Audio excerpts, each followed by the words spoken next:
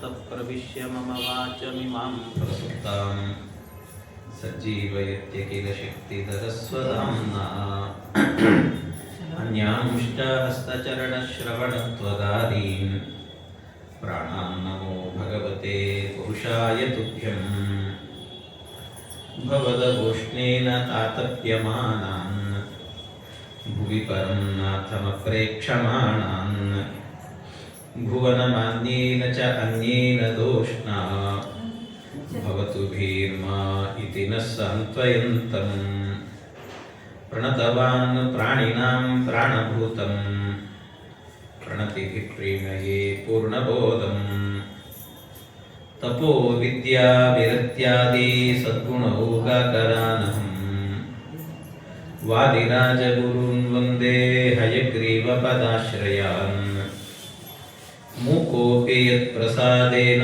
मुकुन्दशयनायते राजराजायते रिक्तो राघवेन्द्रं तमाश्रये अनवद्यात्मचारित्रं वादिकद्योतभास्करम् विद्यामान्यगुरुं वन्दे विद्याविद्योतभास्वरम् तपस्वाध्याय शुश्रूषा कृष्णपूजारतं मुनिम् विश्वेशमिष्टदं वन्दे परिव्राट् चक्रवर्तिनम् जन्माद्यस्य यतोऽन्वयादितरतश्चार्तेष्वभिज्ञस्वराट् तेने ब्रह्महृदाय आदिकवये मुह्यन्ति यं सूरयः तेजो वारिमृदां यथा विनिमयो यत्र त्रिसर्गो मृषा धाम्ना स्वेन सदा निरस्तकुहकं सत्यं परं धीमहि यं प्रौरजन्तमनुपेतमपेतकृत्यं त्वयिपायनो विरहकातर आजुहावा पुत्रेति तन्मयतया तरवोऽपि नेदुः तं सर्वभूतहृदयं मुनिमानतोऽस्मि निगमकल्पतरोर्गलितं फलं शुकमुखादमृतद्रवसंयुतं पिबत भागवतं रसमालयं मुहुरहो रसिका भुवि भावुकाः ಹರಿಕಥಾಮೃತಸಾರ ಗುರುಗಳ ಕರುಣದಿಂದಾಪನಿತು ಪೇಳುವೆ ಪರಮ ಭಗವದ್ಭಕ್ತರಿದನಾದರದಿ ಕೇಳುವುದು. ಶ್ರೀ ಗುರುಭ್ಯೋ ನಮಃ. ಹರಿ ಓಂ ಹರಿ ಓಂ ಹರಿ ಓಂ. ಆರಂಭದಲ್ಲಿ ಹರಿವಾಯು ಗುರುಗಳನ್ನು ಭಕ್ತಿಪೂರ್ವಕವಾಗಿ ನಮಸ್ಕರಿಸಿ ಕ್ಷೇತ್ರ ಸ್ವಾಮಿ ಶ್ರೀನಿವಾಸ ದೇವರನ್ನು ವರಾಹದೇವರನ್ನು ನಮಸ್ಕರಿಸಿ ಇಂದಿನಿಂದ ಸಪ್ತಾಹಗಳ ಕಾಲ ನಡೆಯುವ ಭಾಗವತ ಜ್ಞಾನ ಯಜ್ಞ ನಿರ್ವಿಘ್ನವಾಗಿ ನಡೆಯಲಿ ಅಂತ ವಿಘ್ನೇಶ್ವರ ಅಂತರ್ಗತ ಭಾರತೀಯ ರಮಣ ಮುಖ್ಯ ಪ್ರಾಣಾಂತರ್ಗತ ವಿಶ್ವಂಭರ ರೂಪಿ ಪರಮಾತ್ಮ ಅಭಿನ್ನನಾದ ಲಕ್ಷ್ಮೀ ನರಸಿಂಹದೇವರಲ್ಲಿ ಪ್ರಾರ್ಥನೆಯನ್ನು ಸಲ್ಲಿಸಿ ಶ್ರೀಮದ್ ಭಾಗವತದ ದಶಮ ಸ್ಕಂದದ ಅನುವಾದವನ್ನು ಆರಂಭ ಮಾಡುತ್ತಾ ಇದ್ದೆ. ಇನ್ನು ಮತ್ತೆ ನಾನು ಭಾಗವತ ಅದರ ಮಹಿಮೆ ಅದು ಇದು ಅಂತ ನಾನು ಈಗಾಗಲೇ ಬೇಕಾದಷ್ಟು ಕೇಳಿಬಿಟ್ಟಿದ್ದೆ. ಅದರಿಂದ ನೇರ ವಿಷಯಕ್ಕೆ ನಾನು ಪ್ರವೇಶ ಮಾಡ್ತೇನೆ. ಕಥಿತೋ ವಂಶವಿಸ್ತಾರಃ ಭವತಾ ಸೋಮಸೂರ್ಯಯೋಃ ರಾಜ್ಞಾಂಚೋಭಯವಂಶ್ಯಾನಾಂ ಚರಿತಂ ಪರಮಾದ್ಭುತಂ. 9ನೇ ಸ್ಕಂದವನ್ನು ಕೇಳಿದ ಮೇಲೆ 9ನೇ ಸ್ಕಂದದಲ್ಲಿ ಬಂದದ್ದು ಸೂರ್ಯವಂಶ ಮತ್ತು ಚಂದ್ರವಂಶ, ಋಷಿವಂಶ ಇವುಗಳೆಲ್ಲ ಅಲ್ಲಿ ನಿರೂಪಿತವಾಗಿದ್ದಾರೆ. ಈ ಎಲ್ಲ ವಿಷಯಗಳನ್ನು ಕೂಡ ಅಲ್ಲಿ ಹೇಳಿದ ಮೇಲೆ ಪರೀಕ್ಷಿತ್ ಮಹಾರಾಜರು ಕೇಳುತ್ತಾರೆ, ಸ್ವಾಮಿ ಕಥಿತೋ ವಂಶವಿಸ್ತಾರ ಭವತ ಸೋಮ ಸೂರ್ಯಯೋ, ಸೋಮ ಮತ್ತು ಸೂರ್ಯ ಚಂದ್ರ ಮತ್ತು ಸೂರ್ಯ ಇಬ್ಬರ ವಂಶದ ಬಗ್ಗೆ ವಿಸ್ತಾರವಾಗಿ ನಿರೂಪಣೆ ಮಾಡಿದ್ರಿ. ಈಗ ರಾಜ್ಞಾನ್ ಚೋಭಯ ವಂಶ್ಯಾನಾಂ ಚರಿತಂ ಪರಮಾದ್ಭುತಂ. ಈಗ ನನಗೆ ಅದರಲ್ಲಿ ವಿಶೇಷವಾಗಿ ಅವರ ಚರಿತ್ರೆ ಪರಮಾದ್ಭುತ ಅಂತ ಕರೆಸಿಕೊಂಡದ್ದೇ ಒಬ್ಬ ವ್ಯಕ್ತಿಯಿಂದ. ಅದರಲ್ಲೂ ಯಾರದ್ದು? ಯದೋಶ್ಚ ಧರ್ಮಶೀಲಸ್ಯ ನಿತರಾಂ ಮುನಿಸತ್ತಮ ತತ್ರ ಅಂಶೇನಾವತೀರ್ಣಸ್ಯ ವಿಷ್ಣೋರ್ವೀರ್ಯಾಣಿ ಶಂಸನಃ. ಯದುವಂಶದಲ್ಲಿ, ಅದರಲ್ಲಿ ವಿಶೇಷವಾಗಿ ಭಗವಂತ ಚಂದ್ರವಂಶದಲ್ಲಿ ಯದುವಂಶ. ಆ ಯದುವಂಶದಲ್ಲಿ ಅಂದರೆ ಚಂದ್ರನ ವಂಶ ಬೆಳೀತಾ ಬಂದಾಗೇನೆ ಚಂದ್ರ ಪುರೂರವ, ಬುಧ ಪುರೂರವ ಹೀಗೆ ಬೆಳೀತಾ ಅದೇ ವಂಶದಲ್ಲಿ ಯಯಾತಿ ಅಂತ ರಾಜ, ಅವನಿಗಿಬ್ಬರು ಹೆಂಡಂದ್ರು ದೇವಯಾನಿ ಶರ್ಮಿಷ್ಠೆ ಅಂತ. ಅದರಲ್ಲಿ ದೇವಯಾನಿ ಏನಿದ್ದಾಳೆ ಅವಳಲ್ಲಿ ಇಬ್ಬರು ಮಕ್ಕಳು ಹುಟ್ಟಿದ್ರು. ಯದುಂಚ ತುರ್ವಸುಂಚೈವ ದೇವಯಾನಿ ವ್ಯಜಾಯತ. ಯದು ಮತ್ತು ತುರ್ವಸು ಅಂತ ಇಬ್ಬರು ಮಕ್ಕಳು ಹುಟ್ಟಿದ್ರು.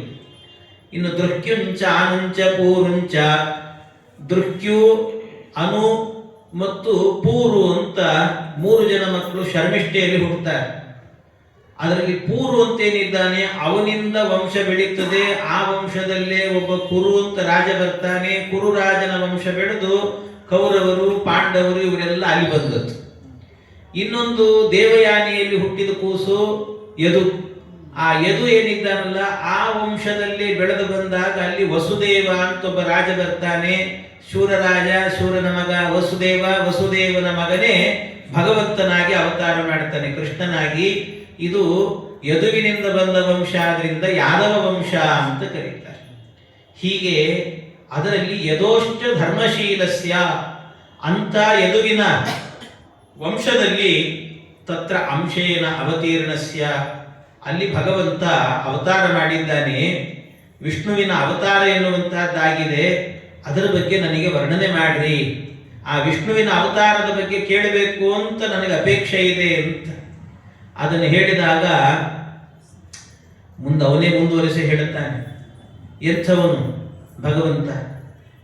ಪಿತಾಮಹಾಮೇ ಸಮರೇ ಮರಂಜಯೈಃ ದೇವವ್ರತಾದ್ಯಾತಿರತೈಸ್ತಿಮಿಂಗಿಲೈಃ ದುರತ್ಯಯಂ ಕೌರವ ಸೈನ್ಯ ಸಾಗರಂ ಕೃತ್ವಾತರಂ ವತ್ಸಪದಂ ಸ್ಮಯತ್ಲವಾಹ.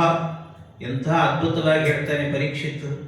ಅದರಲ್ಲೂ ಯಾರ ಕಥೆ ಕೇಳಬೇಕು ಅಂತಿದ್ದೇನೆ ಅಂದರೆ ನಾನು ಪಿತಾಮಹಾಮೇ ಸಮರೇ ಅಮರಂಜಯೈಹಿ, ನನ್ನ ಪಿತಾಮಹರು ಧರ್ಮರಾಜ, ಅರ್ಜುನ, ಭೀಮಸೇನ, ನಕುಲ, ಸಹದೇವರೆಲ್ಲ ಏನಿದ್ದಾರೆ ಇವರೆಲ್ಲರೂ ಕೂಡ ಸಮರೇ ಯುದ್ಧದಲ್ಲಿ ಅಮರಂಜಯೈಹಿ, ಯಾರು ಸಾಯುವುದಿಲ್ಲ, ಅಷ್ಟು ಸುಲಭದಲ್ಲಿ ಸಾಯುವುದಿಲ್ಲ ಅಂತ ಅಮರ ವ್ಯಕ್ತಿಗಳು. ದ್ರೋಣಾಚಾರ್ಯರು, ಭೀಷ್ಮಾಚಾರ್ಯರು, ಇಂತಿಂತ ಯಾರ್ಯಾರವರು? ದೇವವ್ರತಾದ್ಯಾತಿರತೈಸ್ತಿಮಿಂಗಿಲೈಃ, ದೇವವ್ರತಾದ್ಯ, ದೇವವ್ರತ ಮೊದಲಾದವರೆಲ್ಲ ಇದ್ದಾರೆ. ದೇವವ್ರತ, ದೇವವ್ರತ ಅಂದ್ರೆ ಯಾರು? ಭೀಷ್ಮಾಚಾರ್ಯರು ಅಂತ ಅರ್ಥ.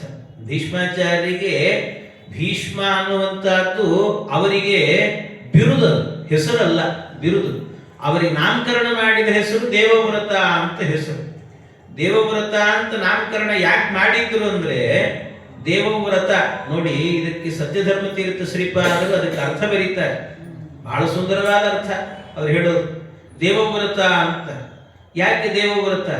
ಸಾಮಾನ್ಯವಾಗಿ ವ್ರತ ಅಂದ್ರೆ ಏನು? ವ್ರತ ಅಂದ್ರೆ ಬಿಡೋದು ಅಂತ ಅರ್ಥ. ಚಾತುರ್ಮಾಸ್ಯ ವ್ರತ ಅಂತ ಮಾಡ್ತೀವಿ. ಕ್ಷೀರ ವ್ರತ ಅಂದ್ರೆ ಏನರ್ಥ? ಕ್ಷೀರ ಬಿಡೋದು ಅಂತ ಅರ್ಥ. ಹಾಗೆ ದಧಿ ವ್ರತ ಅಂದ್ರೆ ಮೊಸರು ಬಿಡೋದು ಅಂತ. ಶಾಖಾವ್ರತ ಅಂದ್ರೆ ತರಕಾರಿ ಬಿಡೋದು ಅಂತ ಅರ್ಥ. ಹಾಗೆ ದೇವವ್ರತ ಅಂದ್ರೆ ಅರ್ಥ ಏನು? ದೇವರನ್ನು ಬಿಡೋದು ಅಂತ ಅರ್ಥ. ಹಾಗೆ ದೇವರು ಬಿಟ್ಟಿದ್ದ ಅಂತ ಅರ್ಥ. ಹಾಗಾಗಿ ದೇವವ್ರತ ಅನ್ನೋದಕ್ಕೆ ಅರ್ಥ ಏನಾಗ್ತದೆ ಅಂದ್ರೆ ದೇವರನ್ನು ಬಿಟ್ಟವನು ಅಂತ. ಹಾಗರ್ಥವೇ ಭೀಷ್ಮಾಚಾರ್ಯರು ಅವರನ್ನು ಕೇಳಿದಾಗ ಹೇಳಿದ ಮಾತು, ಜಗತ್ತಿನಲ್ಲಿ ಅತ್ಯಂತ ಶ್ರೇಷ್ಠವಾದ ಧರ್ಮ ಯಾವುದು ಅಂತ ಹೇಳ್ರಿ ನನಗೆ ಅಂತ ಧರ್ಮರಾಜ ಕೇಳ್ತಾನೆ. ಕೋ ಧರ್ಮ ಸರ್ವಧರ್ಮಾಣಾಂ ಭವತಃ ಪರಮೋ ಮತಃ ಕಿಂ ಜಪನ್ ಮುಚ್ಯತೆ ಜಂತುಃ ಜನ್ಮ ಸಂಸಾರ ಬಂಧನಾತ್. ಆಗ ಮೊಟ್ಟ ಮೊದಲಿಗೆ ಹೇಳಿದ ಮಾತೇನು ಅಂದ್ರೆ ಜಗತ್ಪ್ರಭುಂ ದೇವದೇವಂ ಅನಂತಂ ಪುರುಷೋತ್ತಮಂ ಸ್ತುವನ್ನಾಮ ಸಹಸ್ರೇಣ ಪುರುಷ ಶತತೋಕ್ತಿತಃ. ಎಂಥ ಅದ್ಭುತವಾದ ಮಾತು. ಅದು ಸಹಸ್ರನಾಮದಿಂದ, ವಿಷ್ಣು ಸಹಸ್ರನಾಮದಿಂದ ಭಗವಂತನನ್ನ ಅರ್ಚನೆ ಮಾಡೋದು, ಹಾಡೋದು ಇದೆಯಲ್ಲ, ಇದಕ್ಕಿಂತಲೂ ಶ್ರೇಷ್ಠವಾದ ಧರ್ಮ ಜಗತ್ತಿನಲ್ಲಿ ಇಲ್ಲ ಅಂತ ಅಷ್ಟು ದೇವರ ಬಗ್ಗೆ ವಿಶ್ವಾಸ ಇಟ್ಟಂತ ಒಬ್ಬ ವ್ಯಕ್ತಿ ದೇವವ್ರತ ಅಂದ್ರೆ ಹೇಗಾಗ್ತದೆ ಹೇಳಿ? ದೇವರು ಬಿಟ್ಟವನು ಅಂತ ಹೇಗೆ ಹೇಳಬೇಕು? ಅದಕ್ಕೆ ಸತ್ಯಧರ್ಮ ತೀರ್ಥ ಶ್ರೀಪಾದರು ಬರೀತಾರೆ, ದೇವವ್ರತ ಅಂದ್ರೆ ನಿಮ್ಮ ಚಾತುರ್ಮಾಸ್ಯ ವ್ರತ ಇದ್ದ ಹಾಗೆ ನೀವು ಯಾವುದೋ ಶಾಖಾ ವ್ರತ ಅಂತ ತಿಳ್ಕೊಂಡ್ಬಿಡ್ಬೇಡ್ರಿ, ತರಕಾರಿ ಬಿಟ್ಟು ವ್ರತ, ದೇವರು ಬಿಟ್ಟು ವ್ರತ ಅಂತ ಅನ್ಕೊಂಡ್ಬಿಡ್ಬೇಡ್ರಿ. ದೇವವ್ರತ ಅನ್ನೋದಕ್ಕೆ ಬೇರೆನೇ ಅರ್ಥ ಅಂತ ಹೇಳ್ತಾರೆ. ವ್ರತ ಅಂದ್ರೆ ಬಿಡೋದಂತಲೇ ಅರ್ಥ, ಆದ್ರೆ ದೇವ ಅಂದ್ರೆ ದೇವರು ಅಂತ ಅರ್ಥ ಅಲ್ಲ ಇಲ್ಲಿ. ಮತ್ತೇನು ಅಂದ್ರೆ ದೇವ ಅನ್ನೋ ಶಬ್ದಕ್ಕೆ ದಿವು ಕ್ರೀಡಾಯಾಮ್ ಅಂತ ಹೇಳ್ತಾರೆ. ದಿವು ಕ್ರೀಡಾಯಾಮ್ ಅಂತ. ಕ್ರೀಡಾ, ದೇವ ಅಂದ್ರೆ ಕ್ರೀಡೆಯನ್ನು ಮಾಡೋದು ಅಂತ ಅರ್ಥ. ಈ ವ್ಯಕ್ತಿ ಮೊದಲೇ ಗೊತ್ತಿತ್ತಂತ ಅವರ ಅಪ್ಪನಿಗೆ, ಈ ವ್ಯಕ್ತಿ ಏನಿದ್ದಾನೆ, ಹುಟ್ಟಿದ ವ್ಯಕ್ತಿ, ಇವನು ಮುಂದೆ ತನ್ನ ಜೀವನದಲ್ಲಿ ಹೆಣ್ಣಿನ ಜೊತೆಗೆ ರತಿ ಕ್ರೀಡೆಯನ್ನೇ ಮಾಡೋದಿಲ್ಲ ಇವನು ಅಂತ ತಿಳಿದು ದೇವ ವ್ರತ ಕ್ರೀಡೆಯನ್ನ ಅಂದ್ರೆ ಹೆಣ್ಣಿನ ಕ್ರೀಡೆಯನ್ನ ವ್ರತ ಬಿಟ್ಟವನು ಅನ್ನುವ ಅರ್ಥದಲ್ಲಿ ಅವನಿಗೆ ದೇವವ್ರತ ಅಂತ ಹೆಸರಿಟ್ಟಿದ್ರು ಅಂತ ಹೀಗರ್ಥ ಮಾಡ್ಕೊಳ್ಬೇಕು ಅಂತ ಇದನ್ನು ಸತ್ಯಧರ್ಮ ತೀರ್ಥರು ಎತ್ತಿ ಹೇಳ್ತಾ ಇದ್ದಾನೆ ಈ ರೀತಿ. ಹಾಗಾಗಿ ದೇವವ್ರತಾದ್ಯಾತಿರತೈಸ್ತಿಮಿಂಗಿಲೈ, ಇಂಥ ಅತಿರತರು ತಿಮಿಂಗಿಲಗಳೆಲ್ಲವೂ ಕೂಡ ಒಂದೊಂದು ಕೂಡ ಎಂತಿಂತ ತಿಮಿಂಗಿಲ ಅಂತೀರಿ. ತಿಮಿಂಗಿಲ ಅಂದ್ರೇನು? ತಿಮಿಂಗಿಲವೂ ಹೌದು, ತಿಮಿಂಗಿಲ ಗಿಲ ಹೌದು, ತಿಮಿಂಗಿಲ ಗಿಲ ಗಿಲ ಹೌದು ಅಂತ ಹೇಳ್ತಾರೆ.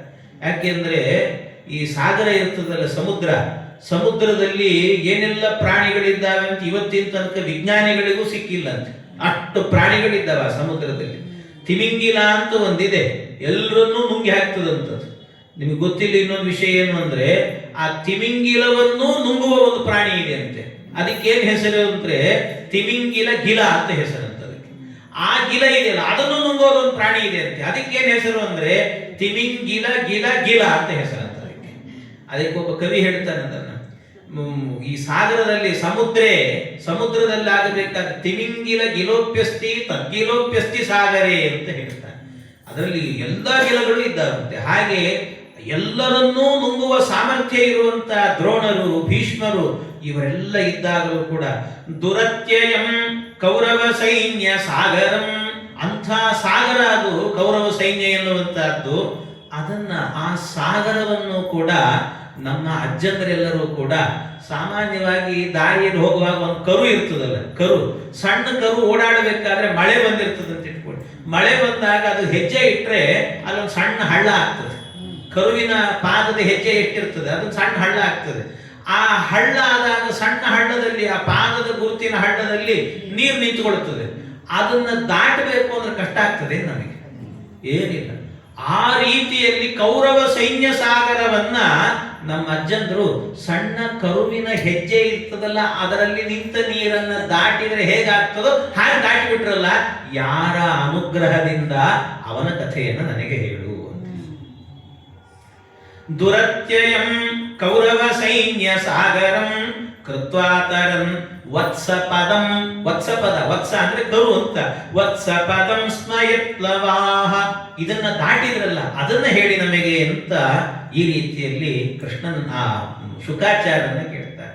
ಅಷ್ಟೇ ಅಲ್ಲ, ಇನ್ನು ನಮ್ಮ ಅಜ್ಜಂದ್ರು ಮಾತ್ರ ಅಲ್ಲ, ಇವತ್ತು ನಾನು ಬದುಕಿ ಇವತ್ತು ನಿಮ್ಮ ಇದರಲ್ಲಿ ಕೂತ್ಕೊಂಡು ಭಾಗವತ ಕೇಳ್ತಾ ಇದ್ದೇನೆ ಅಂತಂದ್ರೆ ಗರ್ಭದಲ್ಲಿರುವಾಗಲೇ ನನ್ನ ರಕ್ಷಣೆ ಮಾಡಿದಂತ ಮಹಾತ್ಮ ಆ ಭಗವಂತ ಕೃಷ್ಣ. ದ್ರೌಣ್ಯಸ್ತ್ರ ವಿಪ್ಲುಷ್ಟಮಿದಂ ಮದಂಗಂ ಸಂತಾನ ಬೀಜಂ ಕುರು ಪಾಂಡವಾನಾಂ ಜುಗೋಪಕುಕ್ಷಿಂಗತ ಆತ್ತ ಚಕ್ರಃ ಮಾತುಶ್ಚ ಮೇಯ ಶರಣಂ ಗತಾಯಾಃ. ದ್ರೌಣ್ಯಸ್ತ್ರ ವಿಪ್ಲುಷ್ಟಮಿದಂ ಮದಂಗಂ, ನನ್ನ ಈ ದೇಹಕ್ಕೆ ದ್ರೌಣಿ ಅಂದ್ರೆ ದ್ರೋಣಾಚಾರ್ಯರ ಮಕ್ಕಳು ಅಶ್ವತ್ಥಾಮಾಚಾರ್ಯರು ಬಿಟ್ಟ ಬಾಣದಿಂದಾಗಿ ಪ್ರಾಣವೇ ಹೋಗಿತ್ತು. ಅಂಥ ಕಾಲದಲ್ಲೂ ನಮ್ಮಮ್ಮ ಕೇಳಿಕೊಂಡದ್ದಕ್ಕೆ ನನಗೆ ಜೀವ ಕೊಟ್ಟು ಬದುಕಿಸಿದ್ದಾನಲ್ಲ ಭಗವಂತ, ಅವನ ಕಥೆಯನ್ನು ಹೇಳಿ ನನಗೆ, ಅವನ ಕಥೆ ಹೇಳಿ ಅಂತ ಈ ರೀತಿಯಲ್ಲಿ ಕೇಳ್ತಾನೆ. ಕೇಳ್ತಾ ಮುಂದೆ ಮತ್ತೆ ಹೇಳ್ತಾನೆ, ಸರಿ ಅಲ್ಪ ಸ್ವಲ್ಪ ಅವನ ಕಥೆ ನಾನು ಕೇಳಿದ್ದೀನಿ ಅಂದ. ಅಲ್ಲಲ್ಲಿ ಯಾಕೆಂದ್ರೆ ಮೊದಲೇ ಬಂದು ಹೋಗಿದೆ ಎಷ್ಟೋ ಕಥೆ ಅವನದು ಕೃಷ್ಣನಂತ. ಆದ್ರಿಂದ ಅಲ್ಪ ಸ್ವಲ್ಪ ನಾನು ಕೇಳಿದ್ದೆ. ಆದರೆ ಭಗವಂತ ಅವತಾರ ಮಾಡಿದ್ನಲ್ಲ, ಅವತಾರ ಮಾಡಿದ್ದು ಸೆರೆಮನೆಯಲ್ಲಿ. ಯಾಕೆ ಸೆರೆಮನೆಯಲ್ಲಿ ಹುಟ್ಟಿದ್ನೋ ಏನು.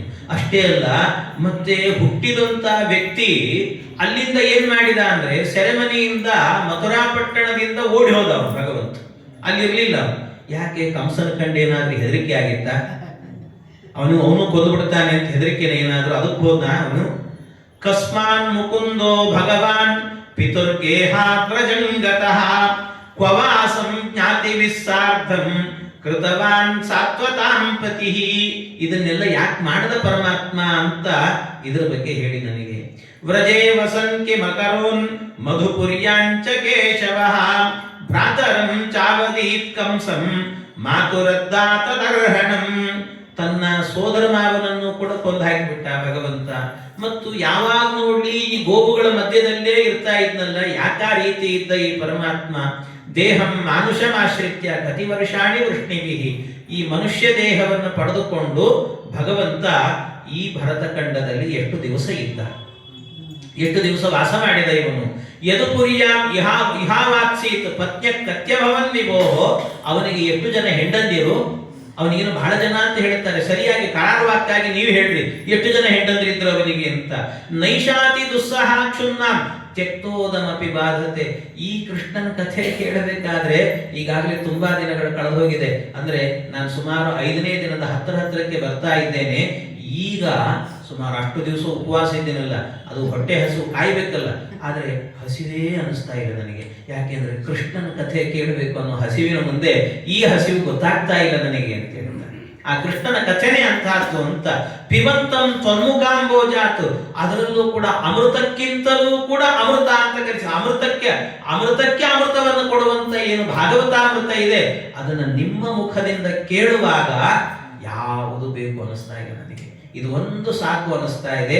ಅಂಥ ಆ ಭಗವಂತನ ಶ್ರುತಂ ಹರಿಕಥಾಮೃತಂ, ಈ ಹರಿಕಥಾಮೃತವನ್ನು ಕೇಳ್ತಾ ಇದ್ದೇನೆ, ಅದರಿಂದ ತೃಪ್ತನಾಗಿದ್ದೇನೆ ನಾನು, ಹೇಳಿ ನನಗೆ ಅಂತ ಕೇಳಿದಾಗ, ಏತನ್ನಿಶಮ್ಯ ಭೃಗುನಂದನ ಸಾಧುವಾದಂ ವಯಾಸಕಿಸ್ಸ ಭಗವಾನತ ವಿಷ್ಣುರಾತಂ ಪ್ರತ್ಯರ್ಚ್ಯ ಕೃಷ್ಣ ಚರಿತಂ ಕಲಿಕಲ್ಮಶಗ್ನಂ ವ್ಯಾಹರ್ತುಮಾರಭತ ಭಾಗವತ ಪ್ರಧಾನ.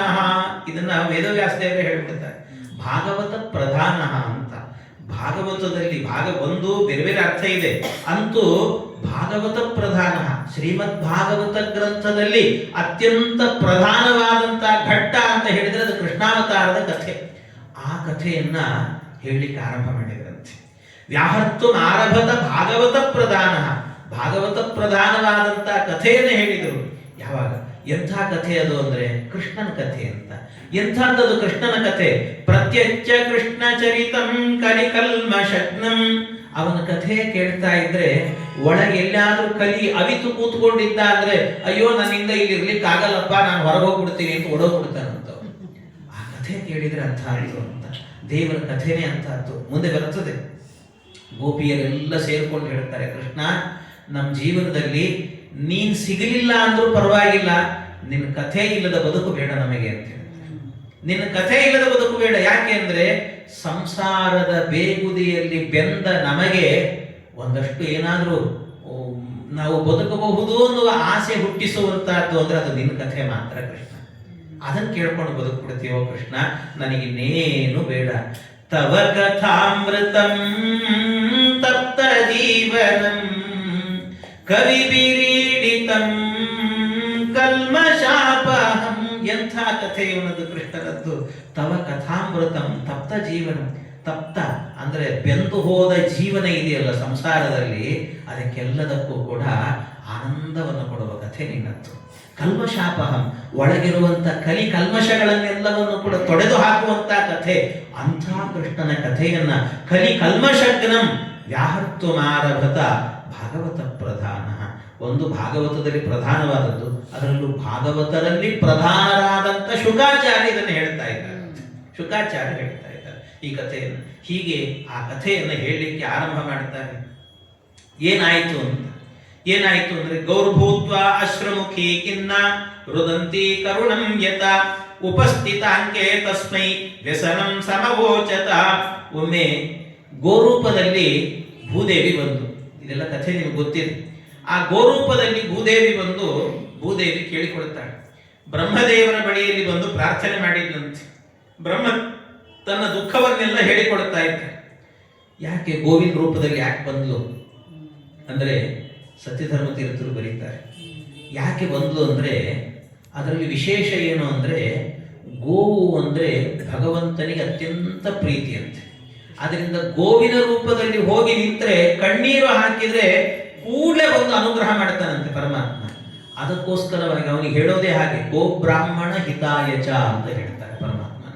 ಗೋವುಗಳಿಗೆ ಮತ್ತು ಬ್ರಾಹ್ಮಣರಿಗೆ ಅತ್ಯಂತ ಹಿತವನ್ನ ಮಾಡತಕ್ಕಂಥವನು ಪರಮಾತ್ಮ. ಆದ್ದರಿಂದಾಗಿ ಅಂತ ಭಗವಂತನ ಬಳಿಗೆ ಗೋವಿನ ರೂಪದಲ್ಲಿ ಅಲ್ಲ, ಇನ್ನೊಂದು ಹೇಳಿದ್ದಾರಲ್ಲ, ಬ್ರಾಹ್ಮಣ ಅಂತಲೂ ಹೇಳಿದ್ದಾರೆ. ಗೋ ಬ್ರಾಹ್ಮಣ ಹಿತಾಯಚ ಅಂತ ಹೇಳಿದ್ದಾರೆ. ಬ್ರಾಹ್ಮಣ ರೂಪದಲ್ಲಿ ಹೋಗ್ಬೋದಿತ್ತಲ್ಲ, ಗೋವಿನ ರೂಪದಲ್ಲೇ ಯಾಕೆ ಹೋಗಿದ್ದು ಅಂದ್ರೆ ಅದಕ್ಕೆ ಮತ್ತೆ ಹೇಳ್ತಾರೆ, ಗೋವಿನ ರೂಪದಲ್ಲೇ ಯಾಕೆ ಹೋದ್ರು ಅಂತಂದ್ರೆ ಬ್ರಾಹ್ಮಣ ರೂಪದಲ್ಲಿ ಹೋಗ್ಬೋದಿತ್ತಿಲ್ಲ ಅಂತಲ್ಲ. ಆದರೆ ಈ ಗೋವಿನಲ್ಲಿ ಇನ್ನೂ ಕೂಡ ಪ್ಯೂರಿಟಿ ಅನ್ನುವಂಥದ್ದು ಉಳಿದಿದೆ ಅಂತದೆ. ಬ್ರಾಹ್ಮಣರಲ್ಲಿ ಅಷ್ಟು ಉಳಿಲಿಲ್ಲ ಅಂತ ಹೇಳ್ತಾರೆ. ಬ್ರಾಹ್ಮಣರಲ್ಲಿ ಯಾಕೆಂದ್ರೆ ನಡತೆಗೆಟ್ಟವರು ಎಷ್ಟೋ ಜನ ಇದ್ದಾರೆ. ಅದರಿಂದಾಗಿ ಎಲ್ಲೋ ಒಂದು ಸ್ವಲ್ಪ ಅದಕ್ಕೋಸ್ಕರವೇ ಹೇಳುವಾಗ ಏನ್ ಮಾಡಿದ್ದಾರೆ ಅಂದ್ರೆ ಶ್ಲೋಕದಲ್ಲಿ ಮೊದಲು ಗೋವನ್ನು ಹೇಳಿ ಆಮೇಲೆ ಬ್ರಾಹ್ಮಣರನ್ನು ಹೇಳಿದ್ದಾರೆ. ಕೆಲವರು ಇರ್ತಾರೆ, ಆದ್ರಿಂದ ಅವರಿಗೋಸ್ಕರ ಇರಲಿ ಅಂತ ಬ್ರಾಹ್ಮಣ ಅಂತ ಹೇಳಿದ್ದಾರೆ. ಆದ್ರೆ ಅದಕ್ಕಿಂತ ಪ್ಯೂರಿಟಿ ಅನ್ನುವಂಥದ್ದು, ಆ ಧರ್ಮದ ಬಗ್ಗೆ ಆ ಕಾಳಜಿ, ಆ ಪ್ರೀತಿ, ಅದನ್ನೆಲ್ಲ ಉಳಿಸಿಕೊಂಡಿರುವಂತ ಏಕಮಾತ್ರ ಪ್ರಾಣಿ ಅಂತ ಹೇಳಿದ್ರೆ ಅದು ಗೋ. ಅದರಿಂದ ಅದು ಅತ್ಯಂತ ಪ್ರೀತಿ ಪಾತ್ರವಾದಂತಹದ್ದು ಅಂತ. ಹಾಗಾಗಿ ಆ ಗೋವಿನ ರೂಪದಲ್ಲಿ ಆ ಭೂದೇವಿ ಹೋಗ್ತಾಳೆ. ಭೂದೇವಿ ಗೋರೂಪದಲ್ಲಿ ಹೋಗಿ ಪ್ರಾರ್ಥನೆ ಮಾಡ್ತಾಳಂತೆ. ಪ್ರಾರ್ಥನೆ ಮಾಡಿದಾಗ ಅದರಲ್ಲೂ ಕೂಡ ಬ್ರಹ್ಮದೇವರು ಏನ್ ಮಾಡಿದ್ರು, ಬ್ರಹ್ಮದೇವರು ಅಲ್ಲಿಂದ ಈ ಮೇರು ಪರ್ವತದ ಮೇಲೆ ಹೋದ್ರಂತೆ. ಮೇರು ಪರ್ವತದ ಮೇಲೆ ಒಂದು ಬ್ರಹ್ಮದೇವರ ಒಂದು ದೊಡ್ಡ ಸಭೆ ಇದೆ. ಆ ಸಭೆಯಲ್ಲಿ ಎಲ್ಲ ದೇವತೆಗಳನ್ನು ಕೂಡ ಕರೀತಾರೆ. ಅದಕ್ಕಿಂತ ಮೊದಲು ಬ್ರಹ್ಮದೇವರೇ ಏನ್ ಮಾಡಿದ್ರಂತೆ, ಪುರುಷ ಸೂಕ್ತದಿಂದಾಗಿ ಪರಮಾತ್ಮನನ್ನ ಸ್ತೋತ್ರ ಮಾಡಿದರು.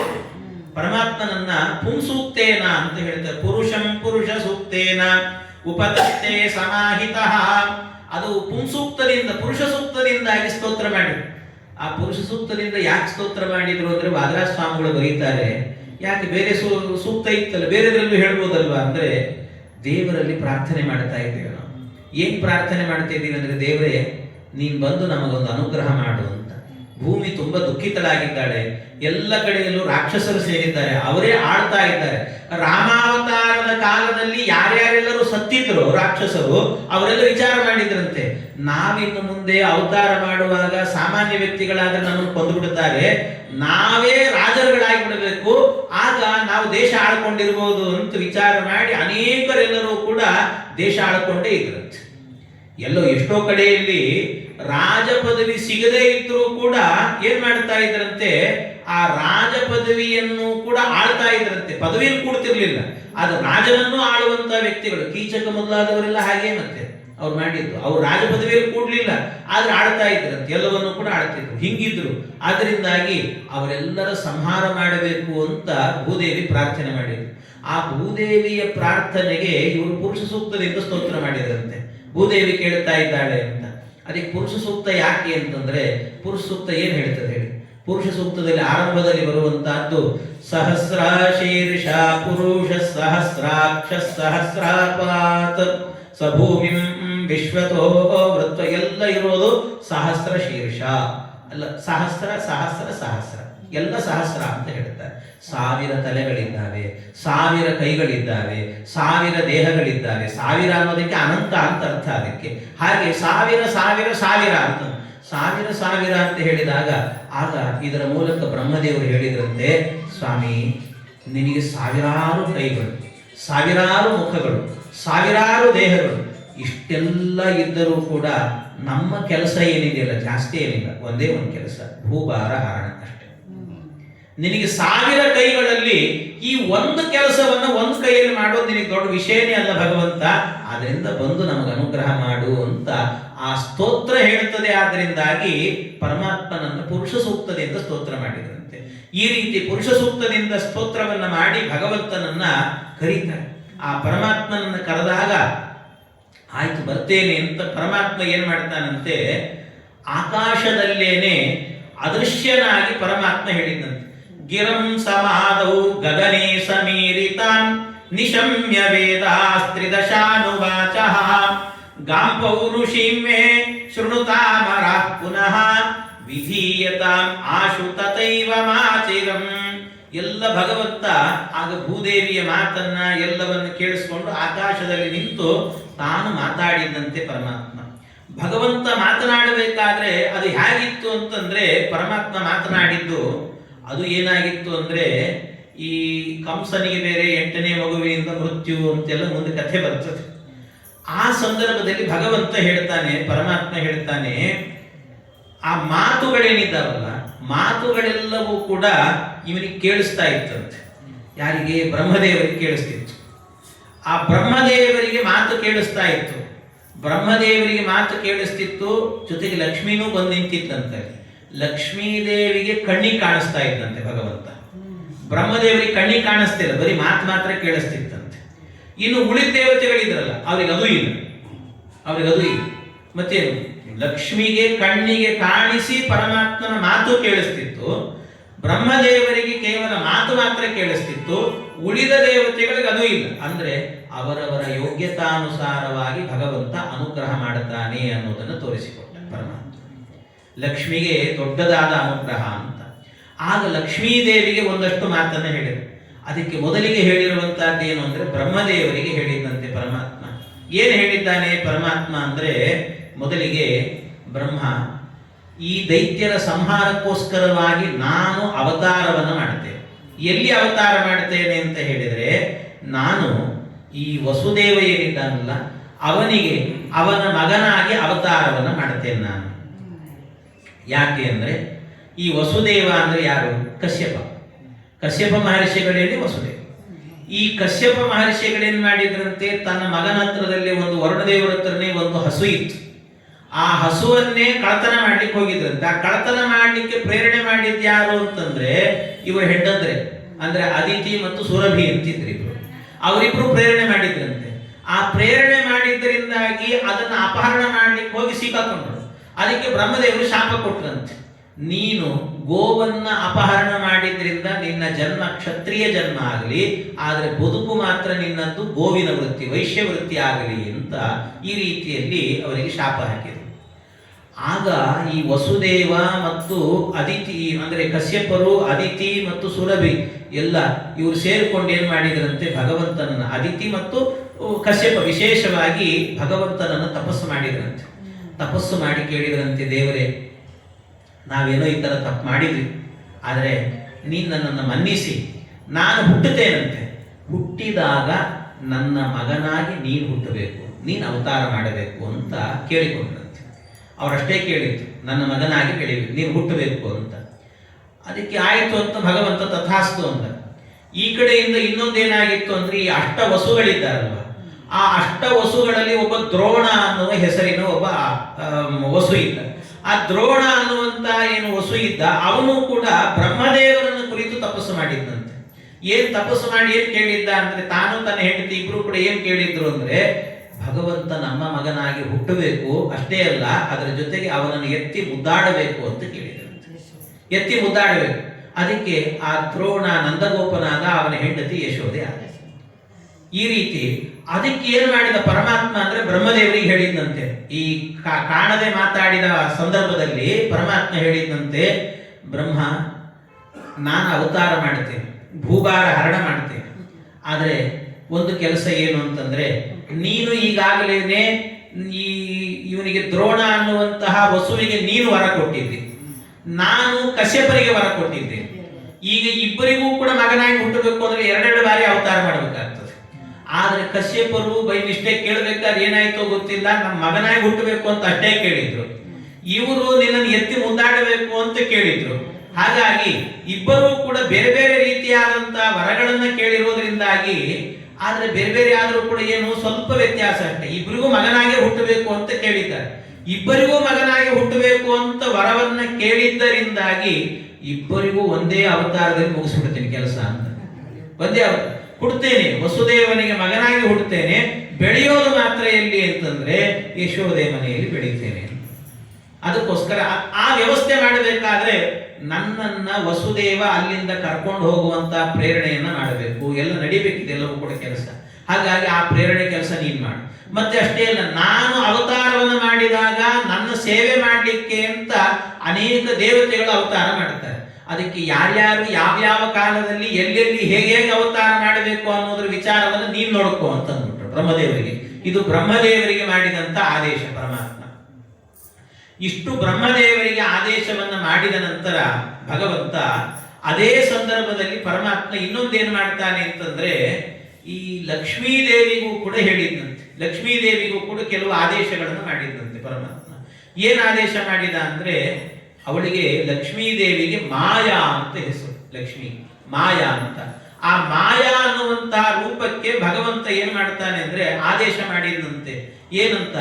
ಹತೇಶು ಷಟ್ಸು ಬಾಲೇಶು ದೇವಕ್ಯ ಔಗ್ರಸೇನಿನ ಸಪ್ತಮೋ ವೈಷ್ಣವಂ ಧಾಮ ಯಮನಂತಂ ಪ್ರಚಕ್ಷತೆ ಗರ್ಭೋ ಬಭೂವ ದೇವಕ್ಯ ಹರ್ಷಶೋಕ ವಿವರ್ಧನಃ. ಇದನ್ನೆಲ್ಲ ಹೇಳಿದ ಪರಮಾತ್ಮ. ಹೇಳಿ ಆ ಲಕ್ಷ್ಮೀದೇವಿಗೆ ಹೇಳ್ತಾ ಇದ್ದಾನೆ ಭಗವಂತ, ನೀನು ಮಾಯಾ ಅನ್ನುವಂಥ ರೂಪ ಇದೆ ನಿನಗೆ. ಮಾಯಾ ಅನ್ನುವಂಥ ರೂಪ. ಈ ಮಾಯಾ ರೂಪದಿಂದ ನೀನೇನ್ ಮಾಡಬೇಕು ಅಂದ್ರೆ, ನಾನು ಅವತಾರವನ್ನ ಮಾಡಿದಾಗ ಕೆಲವು ಲೀಲೆಗಳನ್ನೆಲ್ಲ ಮಾಡ್ತೇನೆ. ಆ ಲೀಲೆಗಳಿಗೆಲ್ಲ ನಿನ್ನ ಮಾಯಾಶಕ್ತಿಯಿಂದಾಗಿ ಅದನ್ನು ನಡೆಸಬೇಕು ಅಂತ ಪರಮಾತ್ಮ ಆಜ್ಞೆ ಮಾಡಿದ್ದಾನೆ. ಏನದು ಅಂದ್ರೆ, ಒಂದು ಮುಖ್ಯವಾಗಿ ನಾನು ಅವತಾರ ಮಾಡಿದಾಗ ರಾತ್ರಿ ಕಾಲದಲ್ಲಿ ಅವತಾರ ಮಾಡಿ ನಾನು ಉತ್ಸವ ಅಂತ ಹೊರಟು ಬಿಡ್ತೇನೆ. ಅದು ಎಲ್ಲಿಗೆ ಅಂದ್ರೆ, ರಾತ್ರಿ ಮಥುರಾ ಪಟ್ಟಣದಿಂದಾಗಿ ಈ ನಂದಗೋಕುಲಕ್ಕೆ ಹೋಗ್ತೇನೆ. ಹೋಗುವಾಗ ಕಂಸನ ಕಡೆಯವರೆಲ್ಲ ದೈತ್ಯರು ಇರ್ತಾರೆ ದಾರಿಯಲ್ಲಿ. ಅವ್ರು ಯಾರಿಗೂ ನಾನು ಹೋಗ್ತಿದ್ದೀನಿ ಅಂತ ಗೊತ್ತಾಗಬಾರ್ದು. ಅವ್ರಿಗೆ ಮತ್ತೆ ಹೇಗೆ ಮಾಡಬೇಕು ಗೊತ್ತಾಗಬಾರ್ದಂದ್ರೆ ಅವರಿಗೆಲ್ಲ ನಿದ್ದೆ ಬರೆಸ್ಬಿಡ್ಬೇಕು ಅಂತ. ಅವರಿಗೆಲ್ಲ ನಿದ್ದೆ ಬಂದ್ಬಿಡ್ಬೇಕು. ಅವರೆಲ್ಲ ನಿದ್ದೆ ಹೊಡಿತಿರ್ಬೇಕು. ನಂದಗೋಕುಲದಲ್ಲಿ ಮಾತ್ರ ನನ್ನ ಭಕ್ತರು ಒಂದು ದಿವಸದ ಮಟ್ಟಿಗೆ ಅವರಿಗೆ ಒಂದು ತತ್ವಜ್ಞಾನ ಕೊಡು, ನಾನು ದೇವರು ಅನ್ನುವ ಬುದ್ಧಿ ಕೊಟ್ಟಿರೋರಿಗೆ.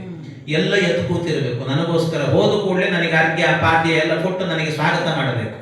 ಹೀಗೆ ಅದನ್ನು ನೀನು ಮಾಡಬೇಕು ನಿನ್ನ ಮಾಯಾಶಕ್ತಿಯಿಂದ ಅಂತ ಭಗವದ್ ಅವತಾರದ ಕಾಲದಲ್ಲಿ ಇದೆಲ್ಲ ನಡೀಬೇಕು ಅಂತ ಲಕ್ಷ್ಮೀದೇವಿಗೆ ಹೇಳಿದ. ಇದು ಒಂದು ಆದೇಶ. ಅದಕ್ಕೆ ಭಗವಂತನ ಕೃಷ್ಣಾಷ್ಟಮಿ ಇದೆಯಲ್ಲ, ಇವತ್ತಿಗೂ ಬರೋದು ರಾತ್ರಿನೇ ಬರೋದು. ರಾತ್ರಿ ಅದರಲ್ಲಿ ಒಂದು ಸಂದೇಶ ಕೊಟ್ಟಿದ್ದಾನೆ. ಅಂದ್ರೆ ಕಂಸನ ಕಡೆಯವರಿಗೆ ನಿದ್ದೆ ಬರೆಸು ಅಂತ, ನನ್ನ ಭಕ್ತರಿಗೆ ಎಚ್ಚರಿಕೆಯನ್ನು ಕೊಡು ಅಂತ ಪರಮಾತ್ಮ. ಅಂದ್ರೆ ಕೃಷ್ಣಾವತಾರದ ಕಾಲದಲ್ಲಿ ಬಹಳ ಮಂದಿ ಏನ್ ಮಾಡ್ತಾರೆ ಅಂದ್ರೆ, ಈಗೆಲ್ಲ ರಾತ್ರಿ ಯಾರು ಎದ್ದಿರ್ತಾರೆ ಸ್ವಾಮಿ, ಅಷ್ಟೊತ್ತರಿಗೆ ಯಾರು ಕೊಡ್ತಾರೆ, ಬೇಡ 8 ಗಂಟೆಗೆ ಅಲ್ಲಿಗೆ ಕೊಟ್ಟು ಮಲಿ ಬಿಡೋಣ ಅಂತ. ಬೇರೆ ದಿವಸ 1 ಗಂಟೆ ಯಾರಿಗೆ ಎದ್ದಿರ್ತಾರೆ. ಆ ದಿವಸಕ್ಕೆ ಮಾತ್ರ ಏನು ಅಂತಂದ್ರೆ ಅವು 8ಕ್ಕೆ ನಿದ್ದೆ ಬರ್ತಿರ್ತದೆ ಮುದ್ದಾಮಾಗಿ. ಹಾಗೇನಾದ್ರೂ ಕೂಡ ಕೃಷ್ಣಾವತಾರದ ಕಾಲದಲ್ಲಿ ಮಲಗಿದ್ರು ಅಂದ್ರೆ, ಆಗ ಮಲಗಿದ್ದು ಯಾರು ಹೇಳ್ರಿ? ಕಂಸನ ಕಡಿಯೋರು. ನೀವು ಮಲಗಿದ್ರಿ ಅಂದ್ರೆ ಕಂಸನ ಕಡಿಯೋರು ಅಂತ ಅರ್ಥ. ಎದ್ದಿದ್ರಿ ಅಂದ್ರೆ ದೇವ್ರ ಭಕ್ತರು ಅಂತ ಅರ್ಥ. ಆದ್ರಿಂದ ನೀವು ಎದ್ದು ಕೂತ್ಕೊಂಡು ದೇವ್ರ ಭಕ್ತರಾಗ್ತೀರೋ ಅಥವಾ ಮಲಗಿ ಕಂಸನ ಭಕ್ತರಾಗ್ತೀರೋ ನಿಮಗೆ ಬಿಟ್ಟಿದ್ದು ಅಂತ ಹೇಳ್ತಾನೆ ಭಗವಂತ. ಇದರಲ್ಲೂ ಒಂದು ಸಂದೇಶ. ಹಾಗೆ ಪರಮಾತ್ಮ ಒಂದು ಆದೇಶ ಮಾಡಿದ. ಇನ್ನೊಂದು ಆದೇಶ ಏನು ಅಂದ್ರೆ ಭಗವಂತನದ್ದು. ಪರಮಾತ್ಮ ಹೇಳ್ತಾನೆ, ನನಗಿಂತ ಮೊದಲು ಬಲರಾಮ ಅವತಾರ ಮಾಡ್ತಾನೆ. ಬಲರಾಮ ಅಂದ್ರೆ ಶೇಷದೇವರು. ಆ ಶೇಷದೇವರ ಅವತಾರವನ್ನು ಮಾಡಿದಾಗ ಶೇಷದೇವರು 3 ತಿಂಗಳುಗಳ ಕಾಲ ಏನಾಗಬೇಕು ಅಂದ್ರೆ ಇಲ್ಲಿರಬೇಕು. ಅಂದ್ರೆ ದೇವಕಿ ದೇವಿಯ ಗರ್ಭದಲ್ಲಿರಬೇಕು. ನಿನ್ನ ಮಾಯಾಶಕ್ತಿಯಿಂದ 3 ತಿಂಗಳು ಆದ ಕೂಡಲೇನೆ ಆ ಮಗುವನ್ನ ಅಲ್ಲಿಂದ ಕರ್ಕೊಂಡು ನೀನು ಸೀದಾ ಹೋಗಿ ಆ ರೋಹಿಣಿ ಗರ್ಭದಲ್ಲಿ ಹಾಕಬೇಕು ಅಂತ. ಈ ರೀತಿ ವ್ಯವಸ್ಥೆಯನ್ನು ನೀನು ಅವನಿಗೆ ಮಾಡಬೇಕು ಅಂತ ಹೇಳಿದರು. ಗರ್ಭೋ ಬಭೂವ ಸಪ್ತಮೋ ವೈಷ್ಣವಂ ಧಾಮ ಯಮನಂತಂ ಪ್ರಚಕ್ಷತೆ. ಎಲ್ಲರೂ ಕೂಡ ಇಲ್ಲಾದ ಗರ್ಭಸ್ರಾವ ಆಯಿತು ಅಂತ ತಿಳ್ಕೊಂಡ್ಬಿಡ್ತಾರೆ. ಈ ವ್ಯವಸ್ಥೆ ನೀನು ಮಾಡಿರಬೇಕು. ಅಷ್ಟೇ ಅಲ್ಲ, ಅದರ ಜೊತೆಗೆ ಹತೇಶು ಷಟ್ಸು ಬಾಲೇಶು ದೇವಕ್ಯ ಔಗ್ರಸೇನಿನ 6 ಜನ ಮಕ್ಕಳು ಸಾಯುವಂತೆ ಮಾಡಬೇಕು ಅಂತ ಹೇಳಿದ್ರು ಪರಮಾತ್ಮ. 6 ಜನ ಮಕ್ಕಳು ಸಾಯುವಂತೆ ಮಾಡಬೇಕು ಅಂತ. ಇದು ಏನ್ ಗೊತ್ತಿ, ಬಹಳ ವಿಚಿತ್ರ. ಇದು ಹಿನ್ನೆಲೆ ಕಥೆನೇ ಬಹಳ ವಿಚಿತ್ರವಾಗಿರುವಂತ. ಈ 6 ಜನ ಮಕ್ಕಳು ಹುಟ್ಟಬೇಕು, ಸಾಯಬೇಕು, ಇದೆಲ್ಲ ಎಂತ ವಿಚಿತ್ರ ನೋಡ್ರಿ, ಎಂತ ಸ್ಥಿತಿ ಇದೆಲ್ಲ. ಯಾಕೆ ಅಂದ್ರೆ ಅದು ಕಂಸ ಕೊಲ್ತಾನೆ. ಇದು ಯಾರು ಗೊತ್ತು ಏನಂದ್ರೆ, ಇದ್ರ ಹಿನ್ನೆಲೆ ಏನು ಅಂದ್ರೆ, ಇದು ಇರುವಂತಹದ್ದು ಹಿಂದೆ ಬ್ರಹ್ಮದೇವರಿಗೆ, ಚತುರ್ಮುಖ ಬ್ರಹ್ಮದೇವರಿಗೆ ಮರೀಚಿ ಅಂತ ಒಬ್ಬ ಮಕ್ಕಳಿದ್ದಾರೆ. 10 ಜನ ಮಕ್ಕಳನ್ನು ಹೇಳ್ತಾರೆ. ಮರೀಚ್ಯತ್ರ್ಯಂಗಿರಸಃ ಪುಲಸ್ತ್ಯ ಕುಲಃ ಕ್ರತುಃ ಅಂತ 10 ಜನ ಮಕ್ಕಳಿದ್ದಾರೆ. ಅವರೆಲ್ಲ ಪ್ರಜಾಪತಿಗಳು ಅಂತ ಹೇಳ್ತಾರೆ ಅವರನ್ನು. ಅದರಲ್ಲಿ ದಶಮಸ್ತತ್ರ ನಾರದ, ಒಬ್ಬ ನಾರದರನ್ನು ಬಿಟ್ಟು ಉಳಿದವರೆಲ್ಲ ಪ್ರಜಾಪತಿಗಳು, ಸಂತಾನಕ್ಕೋಸ್ಕರವೇ ಅವತಾರ ಮಾಡಿದರು. ಅದರಲ್ಲಿ ಮರೀಚಿಗಳಿಗೆ ಒಬ್ಬ ಹೆಂಡತಿ ಊರ್ಣ ಅಂತ ಅವಳ ಹೆಸರು, ಊರ್ಣಾದೇವಿ. ಆ ಊರ್ಣಾದೇವಿಗೆ ಮರೀಚಿಗಳಿಂದ 6 ಜನ ಮಕ್ಕಳು ಹುಡ್ತಾರೆ, 6 ಜನ ಮಕ್ಕಳು. ಆ 6 ಜನ ಮಕ್ಕಳು ಏನು ಮಾಡಿದ್ರಂತೆ, ಅವರು ಈ ದೇವಲ ಅಂತ ಒಬ್ಬ ಋಷಿಗಳು, ಅವರು ಸ್ವಲ್ಪ ಕಾಮಾವಿಷ್ಟರಾಗಿ ದೇಹ ಎಲ್ಲ ಕೃಶವಾಗಿತ್ತಂತೆ ಅವರಿಗೆ. ಆ ದೇಹವನ್ನು ನೋಡಿ ಅಪಹಾಸವನ್ನು ಮಾಡಿದ್ದಾರೆ. ಅಪಹಾಸವನ್ನು ಮಾಡಿದ್ದಕ್ಕೆ ದೇವಲ ಋಷಿಗಳಿಗೆ ಸಿಟ್ಟು ಬಂತು. ಸಿಟ್ಟಿನಿಂದ ಏನು ಮಾಡಿದ್ರಂತೆ, ಶಾಪವನ್ನು ಹಾಕಿದ್ರಂತೆ. ಸಿಟ್ಟಿನಿಂದ ಶಾಪ ಹಾಕಿದ್ರು. ಏನ್ ಶಾಪ ಹಾಕಿದ್ರು ಅಂತಂದ್ರೆ, ಅವ್ರು ಹೇಳಿದ್ರಂತೆ, ನೀವು ದೈತ್ಯರಾಗಿ ಹುಟ್ಟಿ ಅಂತ ಶಾಪ ಹಾಕಿದ್ರು. ದೈತ್ಯರಾಗಿ ಹುಟ್ಟಿದ್ರು. 6 ಜನರು ಕೂಡ ದೈತ್ಯರಾಗಿ ಹುಟ್ಟಿದ್ರು. ದೈತ್ಯರಾಗಿ ಹುಟ್ಟಿದ್ದು ಎಲ್ಲಿ ಅಂತ ಹೇಳಿದರೆ, ಈ ಹಿರಣ್ಯಾಕ್ಷ ಹಿರಣ್ಯಕಶಿಪು ಅಂತ ಇಬ್ರು ಇದ್ದಾರಲ್ಲ, ಅದರಲ್ಲಿ ಹಿರಣ್ಯಾಕ್ಷ ಅನ್ನುವಂಥವನೇನಿದ್ದಾನೆ, ಈ ಹಿರಣ್ಯಾಕ್ಷನಿಗೆ ಒಬ್ಬ ಮಗ ಇದ್ದಂತೆ. ಅವನ ಹೆಸರೇನು ಅಂದ್ರೆ ಕಾಲನೇಮಿ ಅಂತ. ಈ ಕಾಲನೇಮಿ ಏನಿದ್ದಾನೆ, ಕಾಲನೇಮಿಗೆ ಮಕ್ಕಳಾಗಿ ಹುಟ್ಟಿದ್ರು ಈ 6 ಜನರು ಕೂಡ. 6 ಜನರು ಇವರನ್ನ ಈ 6 ಜನರು ಷಡ್ಗರ್ಭಾಸುರರು ಅಂತ ಕರೀತಾರೆ. ಈ 6 ಜನರು ಕೂಡ ಅಸುರರಾಗಿ ಹುಟ್ಟಿದರು. ಅಸುರರಾಗಿ ಹುಟ್ಟಿದ ಮೇಲೆ ಇವ್ರು ಏನ್ ಮಾಡಿದ್ರು ಅಂದ್ರೆ, ಈ 6 ಜನರು ಕೂಡ ಬ್ರಹ್ಮದೇವರನ್ನು ಕುರಿತು ತಪಸ್ಸು ಮಾಡಿದ್ರಂತೆ. ಬ್ರಹ್ಮದೇವರನ್ನು ಕುರಿತು ತಪಸ್ಸನ್ನು ಮಾಡಿದಾಗ ಬ್ರಹ್ಮದೇವರಲ್ಲಿ ಹೋಗಿ ವರ ಕೇಳಿದ್ರು. ಏನು ಅಂದ್ರೆ, ನಮಗೆ ಸಾವು ಬರಬಾರದು ಅಂತ ವರ ಕೇಳಿದ್ರು. ಅದಕ್ಕೆ ಬ್ರಹ್ಮದೇವರು ಆಯ್ತು ಬಿಡು, ಸಾವು ಬರಬಾರದು ಅಂದ್ರೆ ಚಿರಂಜೀವಿ ಅಂದ್ರೆ ಒಂದು ಅರ್ಥ ಏನಂದ್ರೆ ಬಹಳ ಕಾಲ ಬದುಕೋದು ಅಂತ ಅಷ್ಟೇ ಅರ್ಥ. ಬಹಳ ದಿವಸ ಬದುಕುತ್ತೆ, ಆಯ್ತು ತಥಾಸ್ತು ಅಂದ್ರೆ ಅಷ್ಟೇ, ಆಯ್ತು ಅಂತ ವರ ಕೊಟ್ಟರು. ಇವರು ವರವನ್ನ ಪಡ್ಕೊಂಡು ವಾಪಸ್ ಮನೆಗೆ ಬರ್ತಾ ಇದ್ರಂತೆ. ವಾಪಸ್ ಮನೆಗೆ ಬರುವಾಗ ಎದುರುಗಡೆಯಲ್ಲಿ ಹಿರಣ್ಯಕಶಿಪು ಕಂಡ. ಈ ಹಿರಣ್ಯಾಕ್ಷ ಸತ್ತು ಹೋಗಿದ್ದ, ಹಿರಣ್ಯಕಶಿಪು ಕಂಡ. ಈ ಹಿರಣ್ಯಕಶಿಪು ಕಂಡು ಕೂಡಲೇ ಹಿರಣ್ಯಕಶಿಪು ಕೇಳಿದ್ದಂತೆ, ಎಲ್ಲಿ ಹೋಗಿ ಬರ್ತಿದ್ದೀರಿ ನೀವು ಅಂತ. ಏನಿಲ್ಲ, ಹಿಂಗೆ ಬ್ರಹ್ಮದೇವರನ್ನು ಕುರಿತು ತಪಸ್ಸು ಮಾಡಿದ್ವಿ, ವರ ಕೇಳಲಿಕ್ಕೆ ಅಂತ ಹೋಗಿದ್ವಿ, ಅವಧ್ಯತ್ವ ವರವನ್ನು ಕೇಳ್ಕೊಂಡು ಬಂದಿದ್ದೀವಿ ಅಂತ. ಅವ್ರಿಗೆ ಸಿಟ್ಟು ಬಂತು ಅವನಿಗೆ. ಇವನು ಮೊದಲು ಕೇಳಿದ್ದು ಬ್ರಹ್ಮದೇವರ ಹತ್ರ ವರ ಕೇಳಿದ್, ಮತ್ತೆ ಈ ಹಿರಣ್ಯಕಶಿಪನು ಕೂಡ. ಅವನಿಗೆ ಸಿಟ್ಟು ಬಂತು. ಏನು ಅಂದ್ರೆ ದುರಹಂಕಾರಿ ಆಗಿಬಿಟ್ಟಿದ್ದ ಅವನು. ಅಲ್ಲ, ನಿಮ್ಮ ದೊಡ್ಡಪ್ಪ ನಾನು ಮನೆಯಲ್ಲಿ ಇರಬೇಕಾದ್ರೆ ನನ್ನನ್ನು ಬಿಟ್ಟು ಬ್ರಹ್ಮನ ಹತ್ರ ಹೋಗಿದ್ದೀರಲ್ಲ ನೀವು ವರ ಕೇಳಲಿಕ್ಕೆ, ಸಿಟ್ಟು ಬಂತ ಅವನಿಗೆ. ನಾನೇ ವರ ಕೊಡ್ತಿದ್ದೆ, ನನ್ನ ಹತ್ರ ಕೇಳಬೇಕಿತ್ತು ನೀವು ಅಂತ. ಅದಕ್ಕೆ ಸಿಟ್ಟಿನಿಂದ ಏನು ಮಾಡಿದ, ಬ್ರಹ್ಮದೇವರು ಅವಧ್ಯತ್ವ ವರ ಕೊಟ್ಟಿದ್ದಾರಲ್ಲ ನಿಮಗೆ, ನಾನು ನಿಮಗೆ ಶಾಪ ಕೊಡ್ತೇನೆ ಅಂತ. ಏನು ಶಾಪ ಅಂದ್ರೆ, ನಿಮ್ಮ ಅಪ್ಪನ ಕೈಯಲ್ಲೇ ನೀವು ಸಾಯಿರಿ ಅಂತ. ನಿಮ್ಮ ಅಪ್ಪನ ಕೈಯಲ್ಲೇ ಸಾಯ್ಬೇಕು ನೀವು. ಬ್ರಹ್ಮದೇವರು ಕೊಟ್ಟಿದ್ದಾರೆ, ಸಾವಿಲ್ಲ ಅಂತ ವರ ಕೊಟ್ಟಿದ್ದಾರೆ. ಇವನು ಕೊಟ್ಟ ಶಾಪ ಏನು ಅಂದ್ರೆ, ನಿಮ್ಮ ಅಪ್ಪನ ಕೈಯಲ್ಲೇ ಸಾಯಬೇಕು ಅಂತ ವರವನ್ನು, ಇದು ಶಾಪವನ್ನು ಕೊಟ್ಟಿದ್ದಾನೆ. ಇದು ಎರಡೂ ವಿರುದ್ಧ. ಬ್ರಹ್ಮನ ಒಂದು ವೇಳೆ ಇವನ ಶಾಪದಂತೆ ಸತ್ತರೆ ಬ್ರಹ್ಮದೇವರ ವರ ಎನ್ನುವಂತಹದ್ದು ಸುಳ್ಳಾಗ್ತದೆ. ಬ್ರಹ್ಮದೇವರ ವರವನ್ನ ಸತ್ಯ ಮಾಡಿದ್ರು ಅಂತ ಆದ್ರೆ ಇವನ ಶಾಪ ಸುಳ್ಳಾಗುತ್ತೆ. ಅಲ್ಲ, ಇವನು ಹಾಳಾಗಿ ಹೋಗ್ಲಿ, ಶಾಪ ಸುಳ್ಳಾಗ್ಲಿ ಅಂದ್ರೆ ಒಳಗಡೆ ಒಬ್ಬ ಭಕ್ತ ಇದ್ದಾನಲ್ಲ, ಜಯ ಅನ್ನೋನಿದ್ದಾನಲ್ಲ, ಅವನಿಗೊಂದು ಬೆಲೆ ಕೊಡಬೇಕು ಅಂತ ಅವನ ಮಾತು ಸುಳ್ಳಾಗಬಾರದು ಅನ್ನೋದಕ್ಕೋಸ್ಕರವಾಗಿ ಆ ರೀತಿ ಎರಡನ್ನೂ ವ್ಯವಸ್ಥೆ ಮಾಡಬೇಕೀಗ.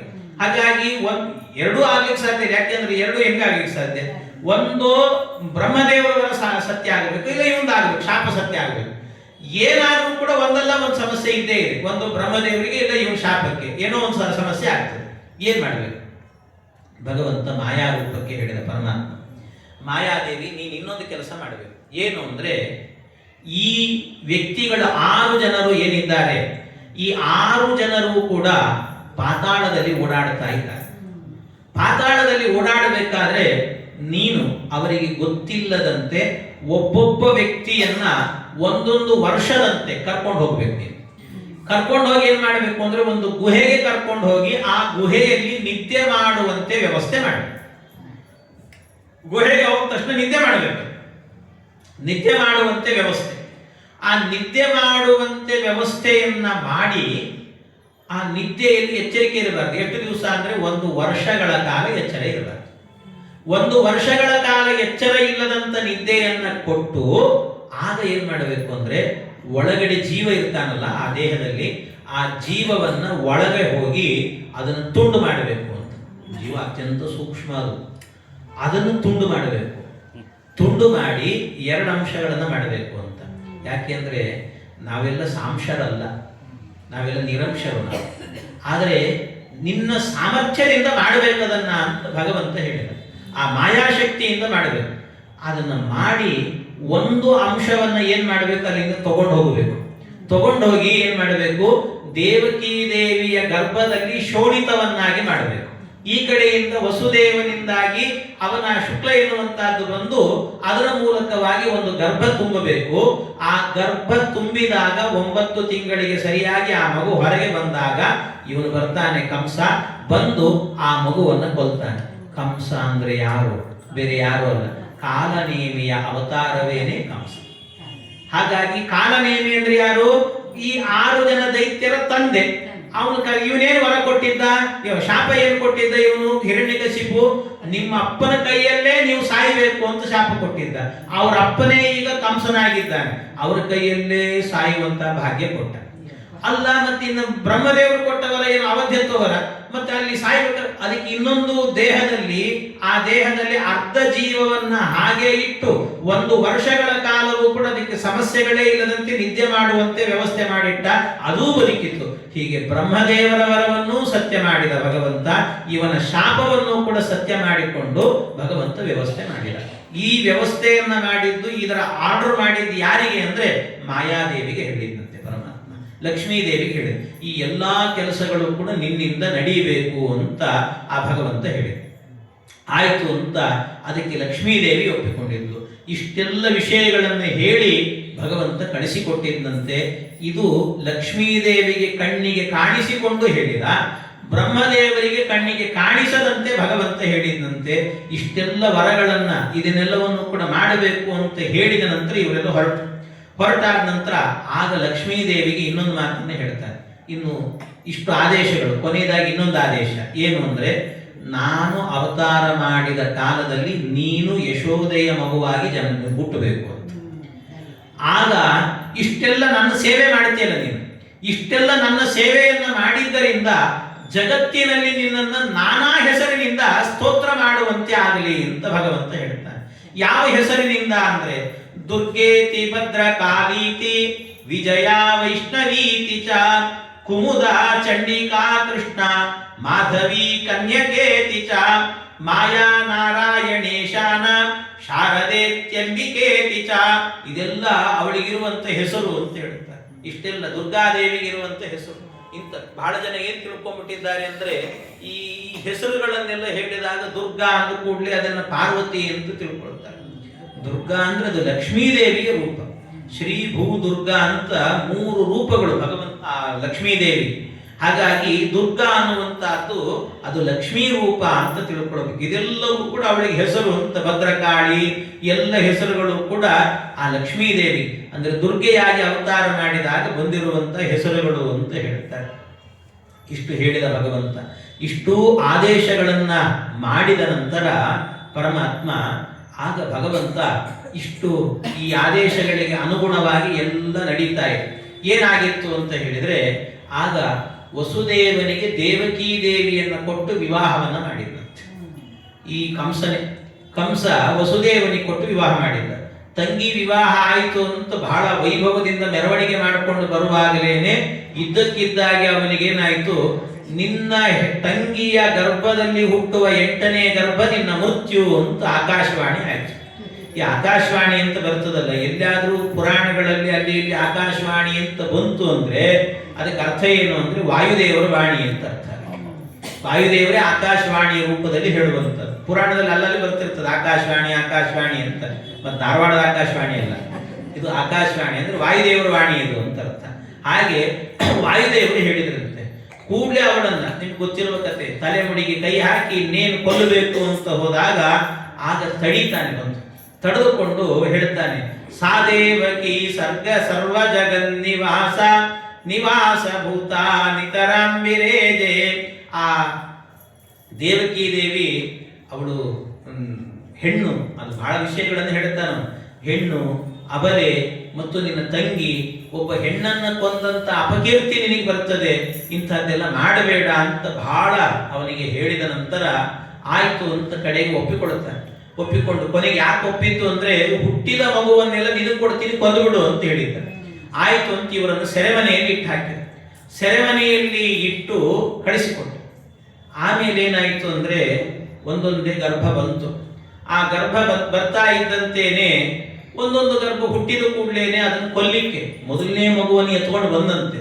ಎತ್ಕೊಂಡು ಬಂದು ನೋಡು ಮಗು ಹುಟ್ಟಿದೆ ತಗೊಂಡ್ಬಿಡು ಅಂತ ಕೊಟ್ರೆ ಕಂಸ ಹೇಳಿದಂತೆ, ಅಯ್ಯೋ ಇದಿನ್ನು ಮೊದಲನೇ ಮಗು, ನನ್ನನ್ನು ಕೊಲ್ಲೋದು 8ನೇ ಗರ್ಭ, ಅದನ್ನು ಕೊಟ್ಟರೆ ಸಾಕು, ಇದೇನು ಬೇಡ ಅಂತಂದಂತೆ. ಬೇಡ ಅಂದ್ರೆ ಮತ್ತೆ ಬೇಡ ಅಂತಂದ್ಬಿಟ್ರೆ ಮತ್ತೆ ಅವಾಗ ಜಯನ ಅಂದ್ರೆ ಹಿರಣ್ಯಕಶಿಪಿನ ಶಾಪ ಹ್ಯಾಕ್ ಮುಂದುವರಿಯೋದು. ಅದಕ್ಕೆ ನಾರದ ಮಹರ್ಷಿಗಳು ಬಂದ್ರಂತೆ. ನಾರದ ಮಹರ್ಷಿಗಳು ಬಂದು ಕಂಸನಿಗೆ ಹೇಳಿದ್ರಂತೆ, ಅಯ್ಯೋ ಪೆದ್ದ ಅಂದ್ರಂತ ಅವನಿಗೆ. ಯಾಕ್ರಿ ಹಂಗೆಲ್ಲ ಅಂತೀರಿ ಅಂತ ಕೇಳಿದ್ರೆ ಅದಕ್ಕೆ ಅವನು ಹೇಳಿದ್ರಂತೆ, ನಾರದರು ಹೇಳಿದ್ರಂತೆ, ನೋಡು ಈಗ ಈ ಮಗುವನ್ನು ತಂದು ಕೊಟ್ರೆ ಕೊಲ್ಲೋದು ಬಿಟ್ಟು ಈ 8ನೇದು ನನ್ನನ್ನು ಕೊಲ್ತದೆ, ಆದ್ರಿಂದ ಇದು ಬೇಡ ಅಂತ ಹೇಳಿ ಕಳಿಸಿದ್ದಿ. ಇದು ಆಕಾಶವಾಣಿ ಅಂದ್ರೆ ದೇವವಾಣಿ ಅಂತ ಅರ್ಥ. ದೇವತೆಗಳ ಮಾತು ನಮಗೆ ಅರ್ಥ ಆಗ್ತದೇನೋ, ಅವರೆಲ್ಲ ಉಲ್ಟಾ ಪಲ್ಟಾ ಮಾತಾಡ್ತಾರೆ ಅವರೆಲ್ಲರೂ ಕೂಡ. ಹಾಗಾಗಿ ಅವ್ರ ಮಾತು ನಮಗೆ ಅಷ್ಟು ಸುಲಭದಲ್ಲಿ ಅರ್ಥ ಆಗೋದಿಲ್ಲ. ಯಾಕೆ ಅಂದ್ರೆ ಪರೋಕ್ಷ ಪ್ರಿಯಾವೈ ದೇವಾಹ ಅಂತ ಹೇಳ್ತಾರೆ. ಪರೋಕ್ಷ ಪ್ರಿಯಾವೈ ದೇವಾಹ, ಅವ್ರು ಏನು ಹೇಳ್ತಾರಂತೆ ನಮಗೆ ಅರ್ಥ ಆಗೋದಿಲ್ಲ. ನಮಗೇನು ಹೇಳ್ತಾರಂತೆ ಅರ್ಥ ಆಗೋದಿಲ್ಲ. ಯಾಕೆ ಅಂತಂದ್ರೆ ಅವ್ರಿಗೆ ಅವೆಲ್ಲ ಏನಂತಾರಲ್ಲ, ಈ ದಾಸರು ಮುಂಡಿಗೆ ಅಂತೆಲ್ಲ ರಚನೆ ಮಾಡ್ತಿರ್ತಾರೆ.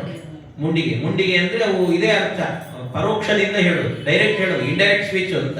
ಇಂಡೈರೆಕ್ಟ್ ಆಗಿ ಹೇಳ್ತಿರ್ತಾರೆ ಅವರೆಲ್ಲವನ್ನು ಕೂಡ, ಡೈರೆಕ್ಟ್ ಆಗಿ ಯಾವುದನ್ನು ಹೇಳೋದಿಲ್ಲ ಅಂತ. ಆ ರೀತಿ ಹೇಳುವಂತ.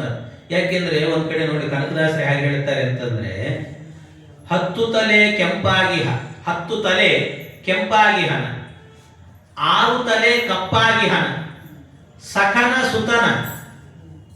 10 ತಲೆ ಕೆಂಪಾಗಿಹನ, 6 ತಲೆ ಕಪ್ಪಾಗಿಹನ, ಸಖನ ಸುತನ, ಸ್ವಾಮಿಯ ವೈರಿಯ ಅಗ್ರಜನ ಆಯ್ತಾ, ಅಗ್ರಜನ ಸತಿಯು ಬಂದಳೀಗ ಅಂದ್ರೆ. ಇದೊಂದು ಮುಂಡಿಗೆ, ಕನಕದಾಸರ ಮುಂಡಿಗೆ. ಕೆಲವರಿಗೆ ಏನಾಗ್ತಿರ್ತದೆ ಗೊತ್ತಾ, ಬೇರೆ ಮನೆಯಲ್ಲಿ ರಾತ್ರಿ ಆದ್ರೆ ನಿದ್ದೆ ಬರುವುದಿಲ್ಲ ಅಂತ ಒದ್ದಾಡ್ತಿರ್ತಾರೆ ಬಹಳ ಮಂದಿ. ರಾತ್ರಿ ಆದ್ರೆ ಟ್ಯಾಬ್ಲೆಟ್ ತಗೊಳ್ಳೋದು, ಒದ್ದಾಡೋದು, ಹಿಂಸೆ ಪಡ್ತಿರ್ತಾರೆ. ಆದ್ರೆ ಅದು ಏನೋ ದೇವ್ರು ಕೊಟ್ಟ ವರವೋ ಏನೋ ಅನ್ನುವಂತೆ ಅವ್ರಿಗೆ ಎಲ್ಲಿ ನಿದ್ದೆ ಬರಲಿಲ್ಲ ಅಂದ್ರೂ ಪುರಾಣಕ್ಕೆ ಬಂದು ಒಳ್ಳೆ ನಿದ್ದೆ ಬರ್ತಿರ್ತದೆ. ಅಲ್ಲಂತೂ ಒಳ್ಳೆ ನಿದ್ದೆ. ಒಮ್ಮೆ ಏನಾಯ್ತಂತೆ, ಕನಕದಾಸರು ಕೂತಾಗ ಒಬ್ಬ ವ್ಯಕ್ತಿ ತಾನೇ ಪ್ರವಚನ ಇಡಿಸ್ಬಿಟ್ಟಿದ್ದಂತೆ. ಪ್ರವಚನ ಇಡಿಸಿದಂತ ವ್ಯಕ್ತಿ ಇದ್ದಾನಲ್ಲ, ಆ ವ್ಯಕ್ತಿನೇ ಏನ್ ಮಾಡ್ತಾ ಇದ್ದಂತೆ, ಎದುರಿಗೆ ಕೂತ್ಕೊಂಡು ನಿದ್ದೆ ಹೊಡಿತಿದ್ದಂತೆ. ದೂರದಲ್ಲಿ ಕನಕದಾಸರಿಗೆ ತೋರಿಸಿದಂತ ಒಬ್ಬ ವ್ಯಕ್ತಿ, ನೋಡಿ ಸ್ವಾಮಿ ಹಿಂಗ್ ಮಾಡ್ತಿದ್ದಾರೆ. ಅವ್ರು ಏನ್ ತೋರಿಸಿದ್ರು ಮುಂಡಿಗೆಯಲ್ಲಿ ಮಾತಾಡ್ಬಿಡ್ತಿದ್ರಂತ. ಇದಕ್ಕೆ ಹೆಸರೇನು ಅಂದ್ರೆ ನಿದ್ರಾ ಮುಂಡಿಗೆ ಅಂತ ಹೆಸರಿದೆ. ನಿದ್ರಾ ಮುಂಡಿಗೆ ಅಂತ ಅದು ನೋಡಿ ಏನಂತಾರೆ, ಅದು ಹೇಗೆ 10 ತಲೆ ಕೆಂಪಾಗಿಹನ, 6 ತಲೆ ಕಪ್ಪಾಗಿಹನ. ನಿಮ್ಗೆ ಸಹಜವಾಗಿ ಅರ್ಥ ಆಗಿಬಿಡುತ್ತದೆ. ಏನು ಅಂದ್ರೆ 10 ತಲೆ ಇರೋದು ಯಾರಿಗೆ ಹೇಳಿ? ರಾವಣ. ಆದ್ರಿಂದ ರಾವಣನಿಗೆ. ಆದ್ರೆ ಕೆಂಪಾಗಿಹನ ಅಂತ ಹೇಳಿದ್ರು. ಅವನ ತಲೆ ಕೆಂಪು ಅಂದ್ರೆ ಕೆಂಪೇನಿರ್ಲಿಲ್ಲ ಅವನು, ಅದು ಸಮಸ್ಯೆ. ಅದು ಬಿಡಿ. 6 ತಲೆ ಕಪ್ಪಾಗಿಹನ ಅಂದ್ರು.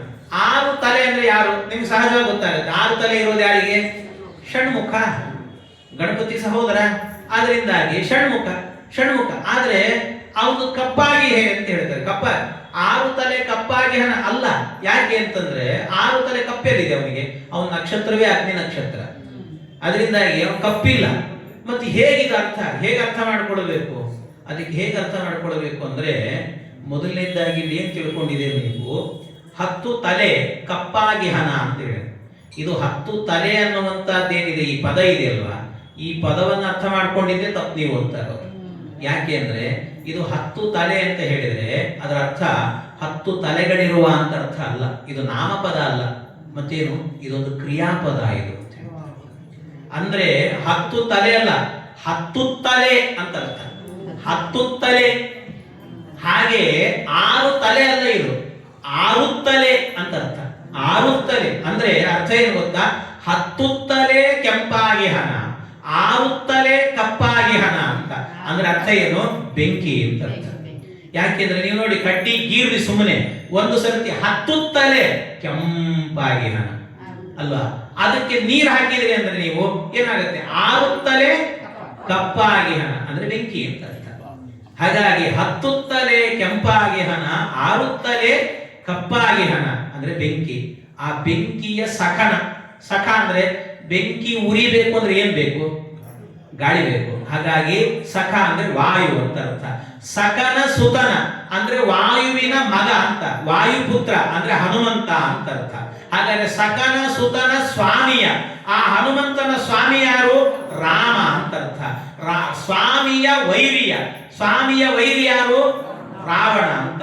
ಅವನ ಅಗ್ರಜನ, ಅಗ್ರಜ ಅಂದ್ರೆ ಅವನ ಇವನು ಸಹೋದರ ಅಂತ, ಅಂದ್ರೆ ಕುಂಭಕರ್ಣ ಅಂತ ಅರ್ಥ. ಅವನ ಸತಿಯು, ಅವನ ಸತಿ ಅಂತ ಹೇಳಿದ್ರೆ ಅವನಿಗೊಂದು ಮದುವೆ ಆಗಿತ್ತು, ಆದ್ರೆ ಜೀವನದಲ್ಲಿ ತನ್ನ ಹೆಂಡತಿನ ಬಿಟ್ಟು ಇನ್ನೊಂದು ಹೆಂಡತಿನ ಇಟ್ಕೊಂಡಿದ್ದಂಥದ್ದು ಯಾವುದು ಅಂದ್ರೆ ನಿದ್ರಾ ಅಂತ ಹೇಳ್ತಾರೆ. ಹಾಗಾಗಿ ಅವನ ಸತಿಯು ಬಂದಳೀಗ ಅಂದ್ರೆ ನಿದ್ರೆ ಬಂತು ಅಂತ ಕನಕದಾಸರು ಹೇಳೋದು ಚಮತ್ಕಾರ ಇದೆಲ್ಲ ಮುಂಡಿಗೆ ಅಂತ ಇದನ್ನೆಲ್ಲ. ಹಾಗೆ ಆ ರೀತಿಯಲ್ಲಿ ಭಗವಂತ ಇದನ್ನೆಲ್ಲ ಮುಚ್ಚಿ ಮುಚ್ಚಿ ಹೇಳೋದು ಅಂತ ಹೇಳ್ತಾರಲ್ಲ, ಆ ರೀತಿ ಇಲ್ಲೂ ಕೂಡ ಏನ್ ಮಾಡಿದ್ದು ಅಂತ ಹೇಳಿದ್ರೆ ಮುಚ್ಚಿ ಮುಚ್ಚಿ ಹೇಳೋದು ಭಗವಂತ. ಇಂಥದ್ದೆಲ್ಲವೂ ಕೂಡ ಈ ಈ ವಿಷಯಗಳನ್ನೆಲ್ಲವನ್ನು ಕೂಡ ಮುಚ್ಚಿ ಮುಚ್ಚಿ ಹೇಳಿಕೊಂಡು, ಅಂದ್ರೆ ಆ ದೇವತೆಗಳು ಮಾತಾಡುವ ಭಾಷೆ ಅರ್ಥ ಆಗಲ್ಲ ಅಂತ ಮುಚ್ಚಿ ಮುಚ್ಚಿ ಹೇಳ್ತಾರೆ ಅವರು. ಅದಕ್ಕೆ ನಾರದರು ಹೇಳಿದರು ಕಂಸನಿಗೆ, ನೋಡು ದೇವತೆಗಳು ಆಡಿದ ಮಾತು 8ನೇ ಗರ್ಭ ನಿನ್ನ ಮೃತ್ಯು ಅಂತ. 8ನೇ ಗರ್ಭ ಅಂತಂದ್ರೆ ಯಾವ 8? ಮೊದಲಿಂದ ಎಣಿಸಿದ್ರೆ ಕೊನೆಯದು 8, ಕೊನೆಯದರಿಂದ ಎಣಿಸಿದ್ರೆ ಮೊದಲನೇದೇ 8, ಮಧ್ಯದಲ್ಲಿ ಎಣಿಸಿದ್ರೆ ಯಾವ್ದು 8 ಗೊತ್ತೇ ಆಗಲ್ಲ. ಅದರಿಂದ ದೇವ ಭಾಷೆ ಇದು ಅರ್ಥ ಆಗಲ್ಲ. ನಿನ್ನ ಜೀವ ಉಳಿಸಿಕೊಳ್ಬೇಕು ಅಂದ್ರೆ ಏನ್ ಮಾಡ್ತೀನಿ ನೋಡು ಅಂದ್ರೆ ಇಷ್ಟು ನಾರದರು ಇಷ್ಟು ಹೇಳಿ ಹೋದ್ರು. ಆಯ್ತು, ಅಂತೂ ಹಿರಣ್ಯಕಶಿಪುವಿನ ವರವನ್ನು, ಅವನ ಶಾಪವನ್ನು ಸತ್ಯ ಮಾಡುತ್ತೇನೆ ಅಂತ ಈ ಅಯೋಗ್ಯ ಹೋದ. ಹಿಡ್ಕೊಂಡು ಎತ್ತಿ ಬಂಡೆಗೆ ಹೊಡೆದು ಆ ಹಸುಗೂಸನ್ನ ಕೊಂದ. ಹೀಗೆ 6 ಜನ ಮಕ್ಕಳನ್ನ ಕೊಂದ. 7ನೇ ಗರ್ಭ ಎನ್ನುವಂತಹದ್ದು ಅಲ್ಲಿಂದ ಹೋಗಿ ರೋಹಿಣಿಯ ಗರ್ಭದಲ್ಲಿ ಕೂತ್ಕೊಳ್ತು. ರೋಹಿಣಿ ಗರ್ಭದಲ್ಲಿ ಬೆಳೀತಾ ಇದೆ. ಆಗಲೇ ಸರಿಯಾಗಿ ಭಗವಂತ ದೇವಕಿ ದೇವಿಯ ಗರ್ಭವನ್ನ ಪ್ರವೇಶ ಮಾಡಿದ. ದೇವಕಿಯ ಗರ್ಭವನ್ನ ಪ್ರವೇಶ ಮಾಡಿದಾಗ ಆ ಭಗವಂತನ ಲೀಲೆಯನ್ನು ನೋಡಿ ಎಲ್ಲ ಕಡೆಯಲ್ಲೂ ಎಷ್ಟು ಅದ್ಭುತವಾಗಿತ್ತು ಅಂದ್ರೆ, ಸಾಮಾನ್ಯವಾಗಿಯೇನೆ ಒಂದು ಗರ್ಭಿಣಿ ಅಂತಾದ್ರೆ ಅವಳಲ್ಲಿ ಒಂದು ಕಳೆ ಬರ್ತದಂತೆ, ಒಳ್ಳೆ ಸೌಂದರ್ಯ ಬರ್ತದೆ ಅಂತ ಹೇಳಿದ್ದಾರೆ. ಹಾಗಾಗಿ ಕಳೆ ಇರ್ತದೆ. ಅವಳ ಕಳೆ ಎಷ್ಟು ಬಂದಿತ್ತು ಅಂದ್ರೆ, ಒಳಗಡೆ ಇದ್ದದ್ದು ಪರಮಾತ್ಮನಾದ್ರಿಂದಾಗಿ ಸುತ್ತಲೂ ಬೆಳ್ಳಂ ಬೆಳಕಂತೆ, ಬೆಳ್ಳಂ ಬೆಳಕು, ಎಲ್ಲ ಕಡೆಯಲ್ಲಿ ಬೆಳಕು ಹರಿತಿತ್ತಂತೆ. ಎಷ್ಟೋ ಸರ್ತಿ ಮಗು ಹುಟ್ಟಿತ ಅಂತ ಈ ಕಂಸ ನೋಡಬೇಕು ಅಂತ ಹೋಗ್ತಿದ್ದಂತೆ. ಕಂಸ ಹೋದ್ರೆ ಸಾಕು ಗಾಬರಿ ಆಗ್ತಿತ್ತಂತೆ ಅವನಿಗೆ. ಆ ಕಡೆ ಆ ಬೆಳಕು ನೋಡಿದ್ರೆ ಹೆದರಿಕೆ ಆಗ್ತಿತ್ತಂತೆ, ಇದೇ ನನ್ನ ಮೃತ್ಯು ಅಂತ ಗೊತ್ತಾಗ್ತಿತ್ತು ಅವನಿಗೆ. ಆಗಾಗ್ಗೆ ಗೊತ್ತಾಗಿ ಅಲ್ಲಿ ಹೋಗ್ಲಿಕ್ಕೆ ಹೆದರ್ತಿದ್ದಂತೆ. ಎಷ್ಟೋ ದಿವಸ ಆ ಕಡೆ ತಲೆ ಹಾಕಿ ಮಲಗ್ತಿರ್ಲಿಲ್ಲಂತ. ಅಂತ ಸ್ಥಿತಿ ಬಂದು ಹೋಗಿತ್ತ ಕಂಸನಿಗೆ. ಅಂಥ ಒಂದು ಬೆಳಕು ಬರ್ತಾ ಇತ್ತಂತೆ ಆ ಗರ್ಭಿಣಿಯಲ್ಲಿ, ದಿವ್ಯವಾದಂತ ಬೆಳಕು. ಬ್ರಹ್ಮಾದಿ ದೇವತೆಗಳೆಲ್ಲ ನೋಡಿದ್ರು ಪರಮಾತ್ಮನನ್ನ. ಎಲ್ಲ ಎಂಥ ನೀರೇ ತೋರಿಸ್ತಾ ಇದೆಯೋ. ಬ್ರಹ್ಮದೇವರು, ರುದ್ರದೇವರು, ಎಲ್ಲ ದೇವತೆಗಳು ಕೂಡ ಬ್ರಹ್ಮ ಭವಶ್ಚ ತತ್ರೈತ್ಯ ಮುನಿಭಿರ್ನಾರದಾದಿಭಿಃ ದೇವೈಃ ಸಾನುಚರೈಃ ಸಾರ್ಧಂ ಗೀರ್ಭಿರ್ವಿಷ್ಣು ಮತಾಸ್ತುವನ್. ತಮ್ಮ ಮಾತುಗಳಿಂದಾಗಿ ಭಗವಂತನನ್ನು ಸ್ತೋತ್ರ ಮಾಡಿದರು ಅಂತ ಹೇಳ್ತಾರೆ. ಬ್ರಹ್ಮದೇವರು ಬಂದು ಸ್ತೋತ್ರ ಮಾಡ್ತಿದ್ದಾರೆ. ಬ್ರಹ್ಮದೇವರು ಮಾಡಿದ ಸ್ತೋತ್ರ. ಈ ಸ್ತೋತ್ರಕ್ಕೆ ಗರ್ಭಸ್ತುತಿ ಅಂತ ಹೆಸರಿದೆ. ಗರ್ಭಸ್ತುತಿ ಅಂತ ಸಾಮಾನ್ಯವಾಗಿ ಈ ಗರ್ಭಸ್ತುತಿಯನ್ನ ಈ ಗರ್ಭಿಣಿಯಾದ ಹೆಣ್ಣು ಮಕ್ಕಳು ಇದರ ಶ್ರವಣವನ್ನು ಮಾಡಬೇಕಂತೆ. ಅದನ್ನು ಶ್ರವಣ ಮಾಡಿರುವಂತಾದ್ರೆ ಅವರಿಗೆ ಈ ಪ್ರಸವ ವೇದನೆ ಇಲ್ಲದಂತೆ ಭಗವಂತ ಅವರಿಗೆ ಪ್ರಸವವನ್ನು ಕೊಡ್ತಾನಂತೆ, ಒಳ್ಳೆ ಪ್ರಸೂತಿಯನ್ನು ಕೊಡ್ತಾನೆ. ಹಾಗೆ ಭಗವಂತ ಪರಮಾತ್ಮನನ್ನ ಬ್ರಹ್ಮದೇವರು ಸ್ತೋತ್ರ ಮಾಡಿದ್ದಾರೆ. ಏನು ಸ್ತೋತ್ರ ಮಾಡಿದ್ದಾರೆ ಭಗವಂತನನ್ನ ಅಂದ್ರೆ ಅದು ಅರ್ಥವೇ ಆಗಲ್ಲ ಏನು ಹೇಳ್ತಿದ್ದಾರೆ ಅಂತ. ಸತ್ಯವ್ರತಂ ಸತ್ಯಪರಂ ತ್ರಿಸತ್ಯಂ ಸತ್ಯಸ್ಯ ಯೋನಿಂ ನಿಹಿತಂಚ ಸತ್ಯೇ ಸತ್ಯಸ್ಯ ಸತ್ಯಂ ಉತ ಸತ್ಯ ನೇತ್ರಂ ಸತ್ಯಾತ್ಮಕಂ ತ್ವಾಂ ಶರಣಂ ಪ್ರಪನ್ನಾಃ. ಎಷ್ಟು ಬಾರಿ ಸತ್ಯ ಸತ್ಯ ಸತ್ಯ ಅಂತ, ಇಷ್ಟು ಬಾರಿ ಭಾಗವತ ಸತ್ಯ ಅಂತ ಹೇಳಿದ್ರು ಕೂಡ ಪ್ರಪಂಚ ಸುಳ್ಳು ಅಂತ ಹೇಳ್ತಾರಲ್ಲ, ಏನನ್ಬೇಕು ಇದಕ್ಕೆ? ಇಷ್ಟು ಹೇಳಿದ್ದಾರೆ ಸತ್ಯ ಅಂತ. ಏನಂತ? ಸತ್ಯವ್ರತಂ, ಭಗವಂತನನ್ನ ಸತ್ಯವ್ರತ ಅಂತ ಹೇಳ್ತಿದ್ದಾರೆ. ಸತ್ಯವ್ರತ ಪರಮಾತ್ಮ, ಸತ್ಯವ್ರತ ವ್ರತವನ್ನ, ಸತ್ಯದ ವ್ರತವನ್ನ ತೊಟ್ಟವನು ಅಂತ ಅರ್ಥ ಭಗವಂತ. ಸತ್ಯವ್ರತಂ, ಭಗವಂತ ಸತ್ಯವ್ರತನಾಗಿದ್ದಾನೆ ಪರಮಾತ್ಮ ಅಂತ ಹೇಳಿ. ವ್ರತ ಅಂದ್ರೆ ವ್ಯಾಪ್ತ ಅಂತ ಅರ್ಥ. ಸತ್ಯವಾಗಿಯೂ ಕೂಡ ಭಗವಂತ ಸರ್ವತ್ರ ವ್ಯಾಪ್ತನಾಗಿದ್ದಾನೆ ಅಂತ ಅರ್ಥ. ಇನ್ನಷ್ಟೇ ಅಲ್ಲ, ಭಗವಂತ ಸತ್ಯ ಪರಂ, ಸತ್ಯ ಪರಂ ಭಗವಂತ. ಪರಂ ಅಂದ್ರೆ ಸರ್ವೋತ್ತಮನಾಗಿದ್ದಾನೆ ಅಂತ, ಅದು ಸತ್ಯ ಅಂತ ಅರ್ಥ. ಅವನು ಸರ್ವೋತ್ತಮ ಅನ್ನುವಂತಹದ್ದು ಸತ್ಯ. ತ್ರಿಸತ್ಯಂ, ತ್ರಿಸತ್ಯ ಮೂರು ಸತ್ಯ ಅಂದರೆ ಮೂರು ವೇದಗಳು ಅಂತ ಅರ್ಥ. ಮೂರು ವೇದಗಳಿಂದ ಈ ಸತ್ಯನಾಮಕನಾದ ಭಗವಂತನೇ ಪ್ರತಿಪಾದ್ಯನಾಗಿದ್ದಾನೆ ಅನ್ನೋದು ಸತ್ಯ ಅಂತ ಹೇಳಿದರು. ಸತ್ಯಸ್ಯ ಯೋನಿಂ, ಸತ್ಯಸ್ಯ ಯೋನಿ ಅಂದ್ರೆ ಸತ್ಯವಾದ ಪ್ರಪಂಚಕ್ಕೆ ಯೋನಿ, ಕಾರಣನಾಗಿದ್ದಾನೆ ಅಂತ ಅರ್ಥ. ಭಗವಂತ ಕಾರಣನಾಗಿದ್ದಾನೆ. ನಿಹಿತಂಚ ಸತ್ಯೇ, ಅಷ್ಟೇ ಅಲ್ಲ, ಈ ಸತ್ಯವಾದಂತ ಪ್ರಪಂಚದಲ್ಲಿ ನಿಹಿತಂ, ಅಂತರ್ಯಾಮಿಯಾಗಿಯೂ ಕೂಡ ಭಗವಂತ ಇದ್ದಾನೆ ಅಂತ ಅರ್ಥ. ಸತ್ಯಸ್ಯ ಸತ್ಯಂ, ಸತ್ಯಸ್ಯ ಸತ್ಯಂ ಅಂದ್ರೆ ಸತ್ಯವಾದಂತಹ ಏನು ಪ್ರಪಂಚ ಇದೆ ಇದಕ್ಕೆ ಸತ್ಯತ್ವವನ್ನು ಕೊಟ್ಟವನು ಅವನು ಭಗವಂತ. ಇನ್ನೊಂದು ಅರ್ಥದಲ್ಲಿ ಸತ್ಯ ಅಂತ ಹೇಳಿದ್ರೆ ಅದು ಮೋಕ್ಷದ ದಾರಿ ಅಂತ ಅರ್ಥ. ಮೋಕ್ಷ, ಮೋಕ್ಷ, ಆ ಮೋಕ್ಷವನ್ನು ಕೊಡ್ತಾನೆ ಅವನ ಭಜನೆ ಮಾಡಿದ್ರೆ ಅನ್ನೋದು ಕೂಡ ಸತ್ಯ. ಆದ್ರಿಂದ ಸತ್ಯಸ್ಯ ಸತ್ಯಂ. ಸತ್ಯ ನೇತ್ರಂ ಅಂತ. ಸತ್ಯ ನೇತ್ರಂ, ನೇತ್ರ ಅಂದ್ರೆ ನಯತಿ ತ್ರಾಯತೆ ಇತಿ ನೇತ್ರಂ ಅಂತ. ನಯತಿ ಅಂದ್ರೆ ಕೊಂಡೊಯ್ತಾನೆ, ತ್ರಾಯತೆ ರಕ್ಷಣೆ ಮಾಡುತ್ತಾನೆ ಅಂತ. ಹಾಗಾಗಿ ಜಗತ್ತನ್ನು ನಡೆಸುವವನು ಅವನು, ಮುನ್ನಡೆಸುವವನು ಅವನು, ಕೊನೆಗೆ ಇದನ್ನೆಲ್ಲ ಪ್ರಳಯ ಮಾಡುವವನು ಅವನು. ಆದ್ರಿಂದ ಸತ್ಯ ನೇತ್ರಂ ಭಗವಂತ, ಸತ್ಯ ನೇತ್ರಂ ಅಂತ. ಇಂತಹ ಸತ್ಯಾತ್ಮಕಂ ತ್ವಾಂ, ಸತ್ಯಾತ್ಮಕನಾಗಿದ್ದಾನೆ ಭಗವಂತ ಅಂದ್ರೆ ಆಪ್ತನಾಗಿದ್ದಾನೆ ಅಂತ. ಇಡೀ ಪ್ರಪಂಚಕ್ಕೆ ಆಪ್ತನಾದವನು ಅವನು ಬಿಟ್ಟರೆ ಇನ್ಯಾರೂ ಇಲ್ಲ. ಅವನು ಭಗವಂತ ಪರಮಾತ್ಮ ಅಂತ.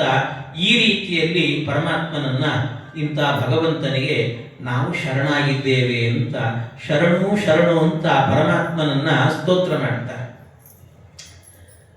ಇದಷ್ಟೇ ಅಲ್ಲ, ಇನ್ನೊಂದು ಸ್ತೋತ್ರವನ್ನು, ಈ ಏನು ಶ್ಲೋಕ ಹೇಳಿದೆ ಇದಕ್ಕಿನ್ನೂ 16 ಅರ್ಥ ಹೇಳಲಿಕ್ಕೆ ಬರ್ತದೆ.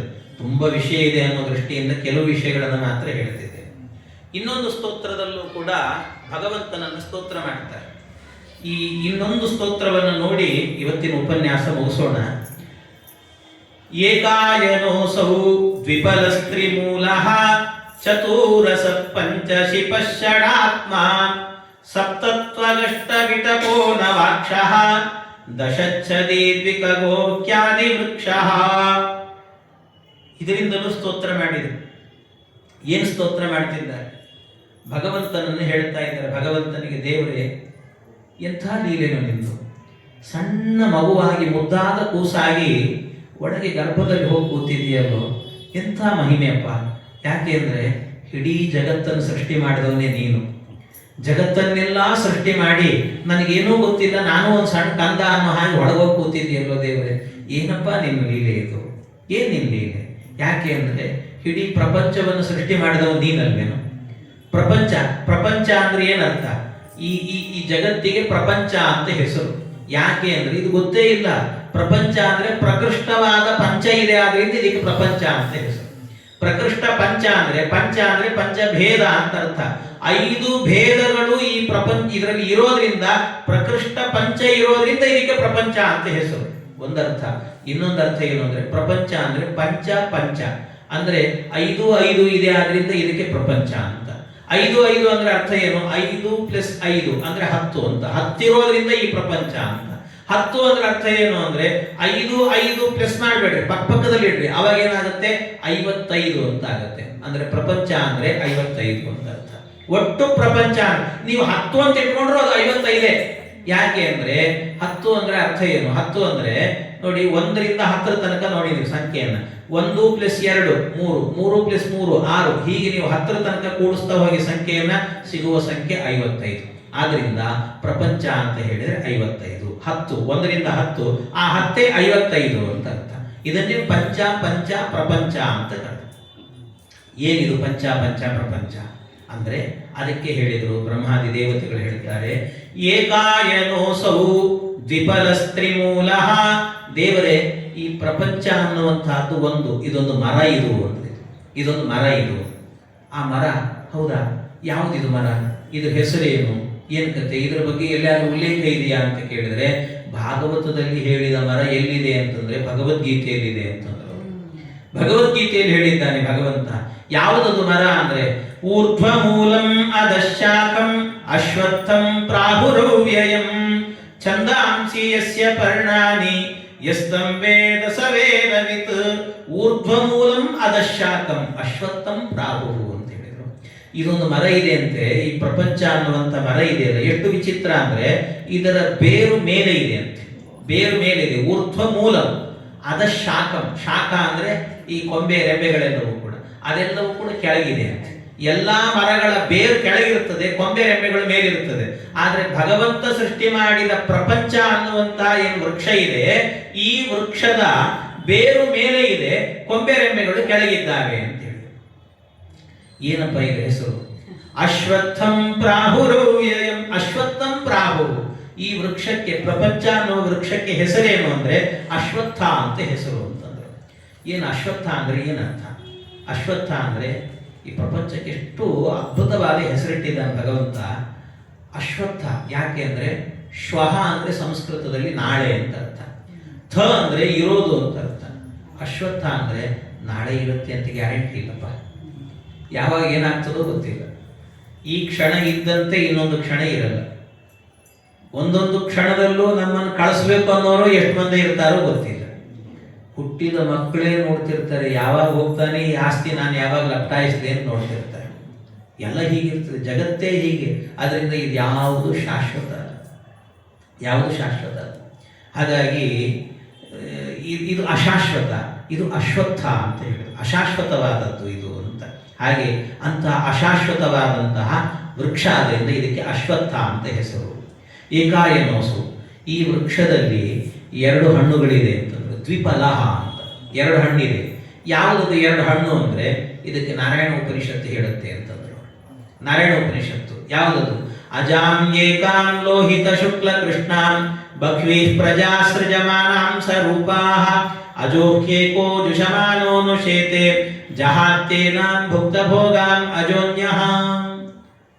ಇದು ವೇದ ಮಂತ್ರ. ಇದು ವೇದಕ್ಕೆ ಸಾಮಾನ್ಯವಾಗಿಯೇ ತ್ಯರ್ಥತಾಂ ಶ್ರುತಿಷು ಅಂತ ಹೇಳ್ತಾರೆ. 3 ಅರ್ಥ ಇದೆ ಅಂತ ಸಾಮಾನ್ಯ. ನೋಡಿ ಮೇಲ್ನೋಟಕ್ಕೆ ನೋಡಿ ಹಾಗಿದೆ ಅರ್ಥ ಅಂದ್ರೆ ಅಜಾಂ, ಅಜ ಅಂದ್ರೆ ಸಂಸ್ಕೃತದಲ್ಲಿ ಹೆಣ್ಣಾಡು ಅಂತ ಅರ್ಥ. ಅಜ ಅಂದ್ರೆ ಆಡು ಅಂತ, ಹೆಣ್ಣಾಡು ಅಜಾಂ. ಏಕಾಂ ಲೋಹಿತ ಶುಕ್ಲ ಕೃಷ್ಣ, ಒಂದು ಹೆಣ್ಣಾಡು ಇದೆ. ಅದು ಹೇಗಿದೆ ಅಂದ್ರೆ ಲೋಹಿತ ಶುಕ್ಲ ಕೃಷ್ಣ, ಅದು ಕೆಂಪು ಮತ್ತು ಬಿಳಿ ಕಪ್ಪು 3 ಬಣ್ಣದಿಂದ ಕೂಡಿದೆ. ಅದು ಏನ್ ಮಾಡ್ತಾ ಇದೆ ಅಂತಂದ್ರೆ ಬಹ್ವೀ ಪ್ರಜಾ ಸೃಜಮಾನಾಂ ಸ್ವರೂಪಾಃ. ಬಹ್ವೀ ಪ್ರಜಾ ತನ್ನಂತೆ ಇರುವಂತಹ ಅಂದ್ರೆ ಕೆಂಪು ಬಿಳಿ ಕಪ್ಪು ಬಣ್ಣದ ಅನೇಕ ಮಕ್ಕಳನ್ನ ಹೆರ್ತಾ ಇದೆ ಅಂತ.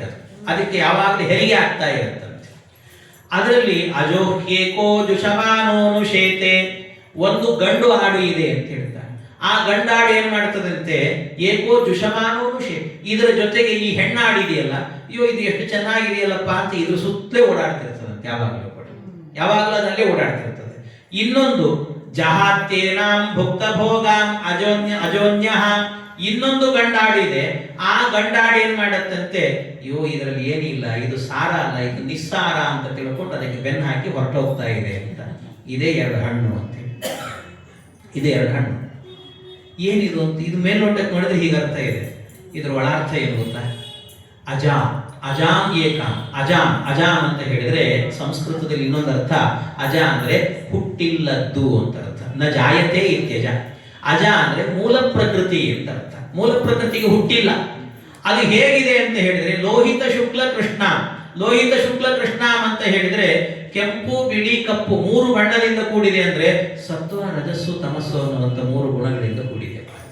ಅದು ಏನು ಮಾಡುತ್ತೆ ಅಂದ್ರೆ ಬಹ್ವೀ ಪ್ರಜಾ ಸೃಜಮಾನಾಂ ಸ್ವರೂಪ, ತನ್ನಂತೆ ಇರುವಂತಹ ಅಂದ್ರೆ ಕೆಂಪು ಬಿಳಿ ಕಪ್ಪು 3 ಬಣ್ಣದಿಂದ ಅಂದ್ರೆ ಸತ್ವ ರಜಸ್ಸು ತಮಸ್ಸು ಈ 3ರಿಂದ ಮುಪ್ಪುರಿಗೊಂಡಂತಹ ದೇಹಗಳನ್ನು ಸೃಷ್ಟಿ ಮಾಡುತ್ತೆ. ಅಂದ್ರೆ ನಮ್ಮ ದೇಹಗಳೆಲ್ಲ ಅದೇ ಅಂತ ಅರ್ಥ, ನಾವೆಲ್ಲ ಅದೇ. ಹಾಗಾಗಿ ಬಹ್ವೀ ಪ್ರಜಾ ಅನೇಕ, ಆ ಪ್ರಕೃತಿ ಮೂಲ ಪ್ರಕೃತಿ ಯಾವಾಗಲೂ ಅವಳಿಗೆ ಹೆರಿಗೆ ಆಗ್ತಿರ್ತದೆ. ನಮ್ಮಂತವ್ರು ಹುಡ್ತಾನೆ ಇರ್ತೀವಿ, ಸತ್ವ ರಜಸ್ ತಮೋ ಗುಣಗಳಿಂದ ಕೂಡಿದವರು ಹುಡ್ತಾನೆ ಇರ್ತಾರೆ ಮನುಷ್ಯರು. ಹೀಗೆಲ್ಲ ಆಗುತ್ತೆ. ಇದಾದ ನಂತರ ಒಂದು ಗಂಡಾಡು ಅಂತ ಹೇಳಿದರು. ಒಂದು ಗಂಡಾಡು ಅಂದ್ರೆ ಈ ಹುಟ್ಟಿದಂತಹ ಏನು ಜೀವರಾಶಿಗಳಿದ್ದಾರಲ್ಲ ಅದರಲ್ಲಿ ಏನಾಗ್ತಾರಂತೆ, ಕೆಲವರು ಈ ಹೆಣ್ಣಾಡಿನ ಹಿಂದೆ ಬಿದ್ದು ಅಂದ್ರೆ ಈ ಪ್ರಕೃತಿಯ ಹಿಂದೆ ಅಂದ್ರೆ ಸಂಸಾರದ ಹಿಂದೆ ಬಿದ್ದು ಅಯ್ಯೋ ಎಷ್ಟು ಸುಖವಾಗಿದೆ ಅಲ್ಲ ಸಂಸಾರ, ಇದು ಎಷ್ಟು ಚೆನ್ನಾಗಿದೆ, ಇಲ್ಲೇ ಇರೋಣ ಅಂತ ಸಂಸಾರದಲ್ಲೇ ಮಗ್ನರಾಗಿರ್ತಾರಂತೆ.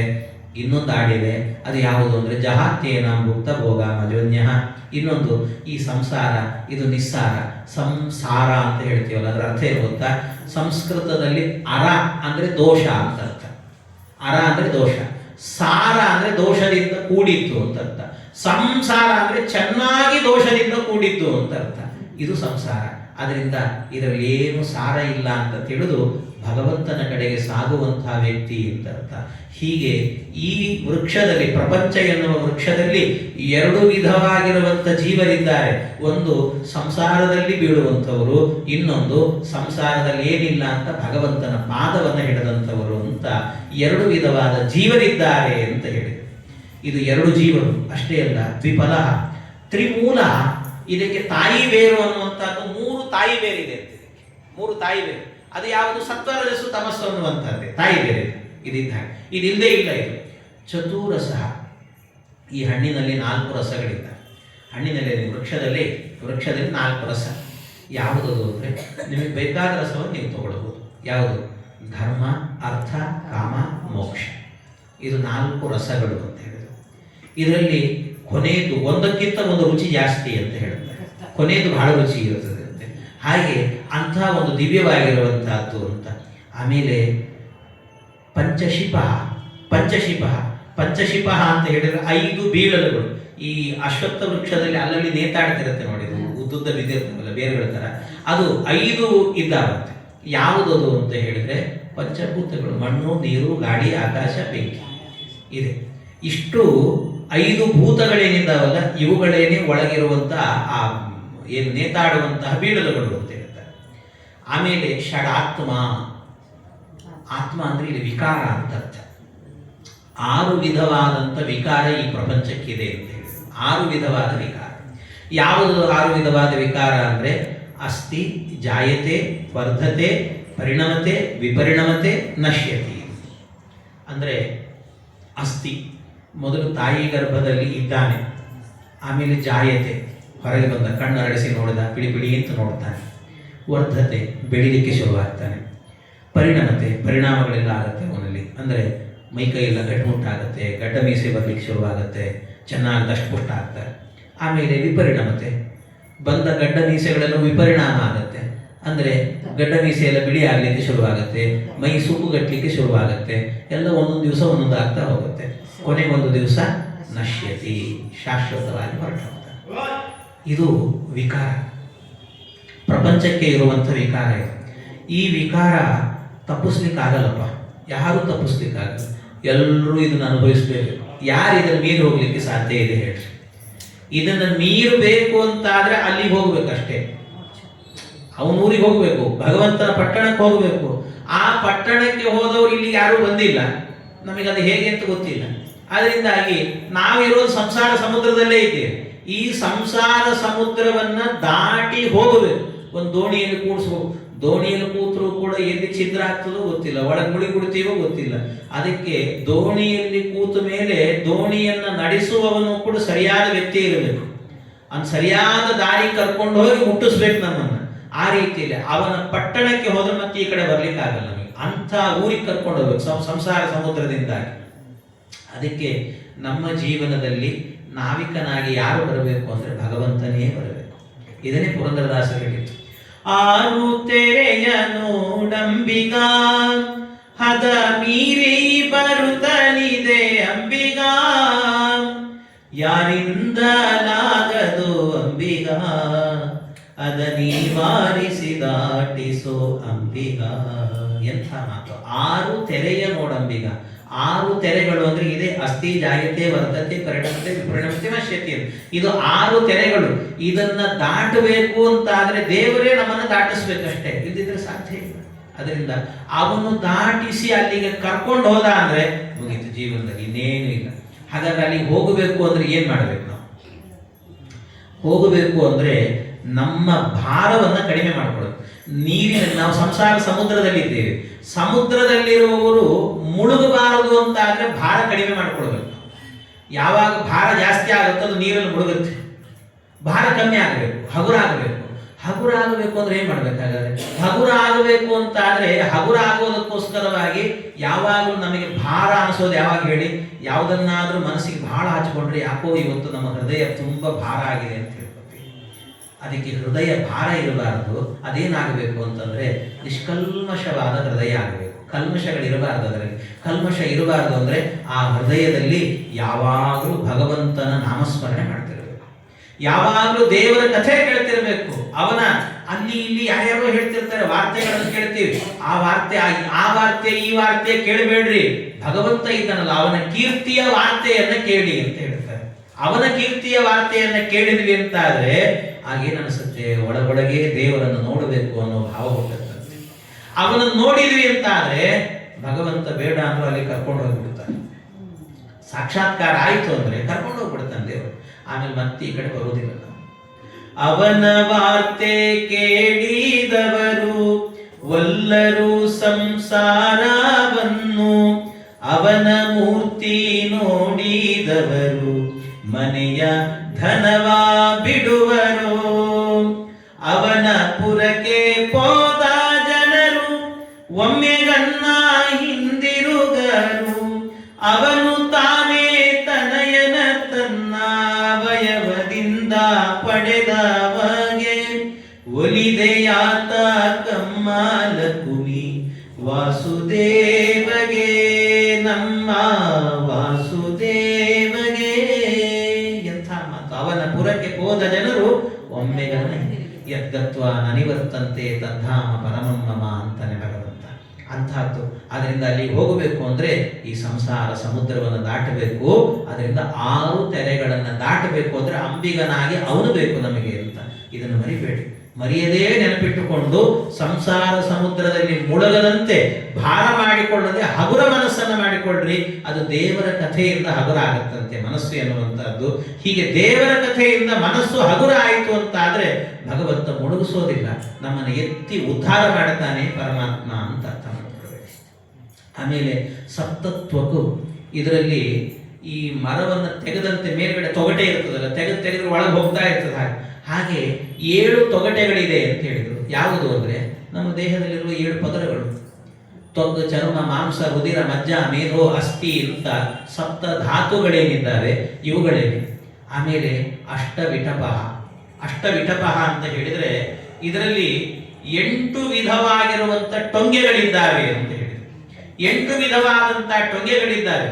ಆ 8 ವಿಧವಾದಂತಹ ಟೊಂಗೆ ಯಾವುದು ಅಂತ ಹೇಳಿದರೆ ಕೊಂಬೆಗಳು ದೇವ, ಗಂಧರ್ವ, ದಾನವ, ರಾಕ್ಷಸ, ಪಿಶಾಚ, ತಿರ್ಯಜ್ಜಂತು, ಮನುಷ್ಯ, ಸ್ಥಾವರ ಅಂತ ಭಗವಂತನ 8 ವಿಧವಾದ ಸೃಷ್ಟ್ಯಾದಿ ಅಷ್ಟಕರ್ತೃತ್ವಂ ಅಂತ ಭಗವಂತನಿಗೆ ಹೇಳುತ್ತಾರೆ. ಹಾಗಾಗಿ 8 ವಿಧವಾದ ಸೃಷ್ಟಿ ಭಗವಂತನದ್ದು.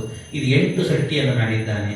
ಆಮೇಲೆ ಅದರ ಜೊತೆಗೆ ನವಾಕ್ಷ, ಇದಕ್ಕೆ 9 ರಂಧ್ರಗಳಿದ್ದಾವೆ ಅಂತ ಹೇಳಿದರು. ಯಾವುದು? ನಮ್ಮ ದೇಹದಲ್ಲಿರೋದೆ. ಅಂದ್ರೆ ಇಡೀ ಪ್ರಪಂಚದ ಒಳಗೆ ಭಗವಂತ ಬಂದು ಕೂತಿದ್ದಾನೆ. ಈಗ ಇದನ್ನು ಪ್ರಪಂಚ 9 ರಂಧ್ರಗಳಿದೆ ಇದಕ್ಕೆ. ಅದಕ್ಕೆ ನವಾವರಣಗಳು ಅಂತ ಕರೀತಾರೆ. ಸನವಾವರಣಾಂಡ ದರ್ಶಿನೋ ಗೃಹಬುದ್ಧ್ಯಾಮನಿಷ್ಕುತೂಹಲಂ ಇದೆಲ್ಲ ಹೇಳ್ತಾರೆ. ಹಾಗೆ ಎಲ್ಲ ಕಡೆಯಲ್ಲೂ ಕೂಡ 9 ರಂಧ್ರಗಳು, ನಮ್ಮ ದೇಹದಲ್ಲೂ 9 ರಂಧ್ರಗಳು. ಆಮೇಲೆ ದಶಚ್ಛದಿ 10 ಎಲೆಗಳಿದ್ದಾವೆ. ಯಾವುದದು 10 ಎಲೆಗಳು ಅಂತಂದ್ರೆ ನಮ್ಮ ಒಳಗೆ ಇರುವಂಥ ಪಂಚ ಜ್ಞಾನೇಂದ್ರಿಯ, ಪಂಚ ಕರ್ಮೇಂದ್ರಿಯ ಅಂತ. ಹೀಗೆ ಒಟ್ಟು 1 ರಿಂದ 10 ಇದನ್ನೇ 55 5 5 ಅಂದ್ರೆ ಪಂಚ ಪ್ರಪಂಚ ಅಂತ ಕರೆದ್ರು. ಇಂಥ ಪ್ರಪಂಚವನ್ನು ಸೃಷ್ಟಿ ಮಾಡಿದವನು ಭಗವಂತ ನೀನಪ್ಪ. ಇದನ್ನು ಸೃಷ್ಟಿ ಮಾಡಿದ ನೀನು ಪುಟ್ಟ ಕಂದಮ್ಮನಾಗಿ ನೀನೂ ಒಂದು ಗರ್ಭದಲ್ಲಿ ಪ್ರವೇಶ ಮಾಡಿ ಕೂತಿದ್ದೀಯಲ್ಲಪ್ಪ. ಏನು ನಿನ್ನ ಲೀಲೆ? ನಿನ್ನ ಲೀಲೆಗೆ ನಮೋ ಎಂಬೆ ಅಷ್ಟೇ, ಇನ್ನೇನು ಹೇಳಲಿಕ್ಕೆ ಸಾಧ್ಯ. ಆದ್ದರಿಂದ ದ್ವಿಖಗೋ ಆದಿ ವೃಕ್ಷ, ಇದು ಆದಿ ವೃಕ್ಷ ಅಂತ ಕರೀತಾರೆ. ಇಂಥ ಆದಿ ವೃಕ್ಷದಲ್ಲಿ ಆಗಬೇಕಾದ್ರೆ ದ್ವಿಖಗ 2 ಹಕ್ಕಿಗಳು ಕೂತಿದ್ದಾವಂತೆ ಈ ವೃಕ್ಷದಲ್ಲಿ. ಅಂದ್ರೆ ನಮ್ಮ ದೇಹ ಅಂತ ಅರ್ಥ. ಈ ಇಡೀ ಪ್ರಪಂಚ ಅಶ್ವತ್ಥ ವೃಕ್ಷದಲ್ಲಿ 2 ಪಕ್ಷಿಗಳು ಕೂತಿದ್ದಾವಂತೆ. 2 ಪಕ್ಷಿಗಳು ಕೂತಿದ್ದಾವೆ. ಅದು ಯಾವುದು ಆ ಪಕ್ಷಿಗಳು ಅಂತ ಹೇಳಿದ್ರೆ ಅದನ್ನ ಈ ಪುರಂದರದಾಸರು ಹೇಳ್ತಾರಲ್ಲ, ಬುಡುಬುಡಿಕೆ ಹಾಡು ಅಂತ ಹೇಳ್ತಾರೆ, ಬುಡುಬುಡಿಕೆ ಪದ್ಯ ಅಂತ. ಅದು ಹಣ್ತಿಂದಕ್ಕಿ ಬಡವಾಗೈತಿ ತಿನ್ನದ ಹಕ್ಕಿ ಬಲಿತೈತಣ್ಣ. ಅದು ಎಂಥ ಅದ್ಭುತವಾದಂಥದ್ದು. ದ್ವಿಖಗ 2 ಹಕ್ಕಿಗಳಿದ್ದಾವಂತೆ. ಒಂದು ಯಾವಾಗಲೂ ಊಟ ಮಾಡ್ತಿರ್ತದಂತೆ, ತುಂಬಾ ಬಡಕಲಾಗಿದೆ. ಇನ್ನೊಂದು ಊಟವೇ ಮಾಡಲ್ಲ, ಆದರೆ ದಷ್ಟು ಪುಷ್ಟವಾಗಿದೆ ಅಂತದ್ದು. ಅಂದ್ರೆ ಅರ್ಥ ಏನು ಅಂದ್ರೆ, ತಿಂತಾ ಇದೆ ಅಂದ್ರೆ ಕರ್ಮದ ಫಲವನ್ನ ತಿನ್ನುವ ಜೀವ ಬಡಕಲಾಗಿದ್ದಾನೆ. ಕರ್ಮದ ಫಲ, ಯಾವ ಫಲದ ಲೇಪವೇ ಇಲ್ಲದೆ ಇರುವಂತ ಭಗವಂತ ಇದ್ದಾನೆ. ದಷ್ಟಪುಷ್ಟ ತಿನ್ನೋದಿಲ್ಲ ಅವನಿಗೆ ಯಾವುದೇ ಇಲ್ಲ, ಲೇಪವೇ ಇಲ್ಲ ಅವನಿಗೆ. ಪದ್ಮಪತ್ರ ಮೀಮಾಂಸ ಭಗವಂತ, ಆದರೆ ಗಟ್ಟುಮುಟ್ಟಾಗಿದ್ದಾನಂತೆ. ಅಂಥ ಭಗವಂತ ನೀನು, ಆ ದೇವರು ಈ ಗರ್ಭಕ್ಕೆ ಬಂದು ಕೂತಿದ್ದೀಯಲ್ಲೋ ದೇವರೇ, ನಿನಗೊಂದು ನಮಸ್ಕಾರ ಅಂತ ಆ ದೇವರಿಗೆ, ಭಗವಂತನಿಗೆ ನಮಸ್ಕಾರವನ್ನು ಮಾಡಿದರೆ ಇಷ್ಟು ಗರ್ಭಸ್ತುತಿಯನ್ನ ಮಾಡಿದ್ದಾರೆ ಪರಮಾತ್ಮನಿಗೆ. ಆ ಗರ್ಭಸ್ತುತಿಯನ್ನ ಮಾಡಿ ಭಗವಂತನನ್ನು ಚೆನ್ನಾಗಿ ಇನ್ನೂ ಒಂದಷ್ಟು ಶ್ಲೋಕಗಳಲ್ಲಿ ಭಗವಂತನನ್ನು ಸ್ತೋತ್ರ ಮಾಡ್ತಾರೆ. ಗರ್ಭಸ್ತುತಿ ಅಂತ ಅವನ ಸ್ತೋತ್ರವನ್ನು ಮಾಡ್ತಾರೆ. ಆ ಸ್ತೋತ್ರಗಳೆಲ್ಲವೂ ಕೂಡ ಇನ್ನೂ ವಿಸ್ತಾರವಾಗಿದೆ. ಅಂತೂ ಇಷ್ಟು ಸಾಕು ಅಂತ ಅನ್ಕೊಳ್ತೇನೆ. ಇಂಥ ಭಗವಂತನ ಸ್ತೋತ್ರವನ್ನ ಮಾಡಿದ ನಂತರ ಭಗವಂತ ಅವತಾರವನ್ನು ಮಾಡಬೇಕಷ್ಟೆ. ಹಾಗಾಗಿ ಭಗವಂತನ ಅವತಾರಕ್ಕೆ ಅವನ ದಿನದಲ್ಲೇ ಇಟ್ಟುಕೊಳ್ಳೋಣ. ಅಂದರೆ ಏಕಾದಶಿ ಅಂದರೆ ಹರಿದಿನ ಅಂತ. ಹಾಗಾಗಿ ಹರಿದಿನದಲ್ಲೇನೆ ಭಗವಂತನ ಅವತಾರ ಎನ್ನುವಂಥದ್ದನ್ನು ನಾಳೆ ದಿವಸ ಮಾಡೋಣ. ಅವನ ಲೀಲೆಗಳನ್ನೆಲ್ಲವನ್ನು ಕೂಡ ಚಿಂತನೆ ಮಾಡೋಣ ಅಂತ ಹೇಳ್ತಾ ಇಂದಿನ ಉಪನ್ಯಾಸ ಕೃಷ್ಣ ಅರ್ಪಣ.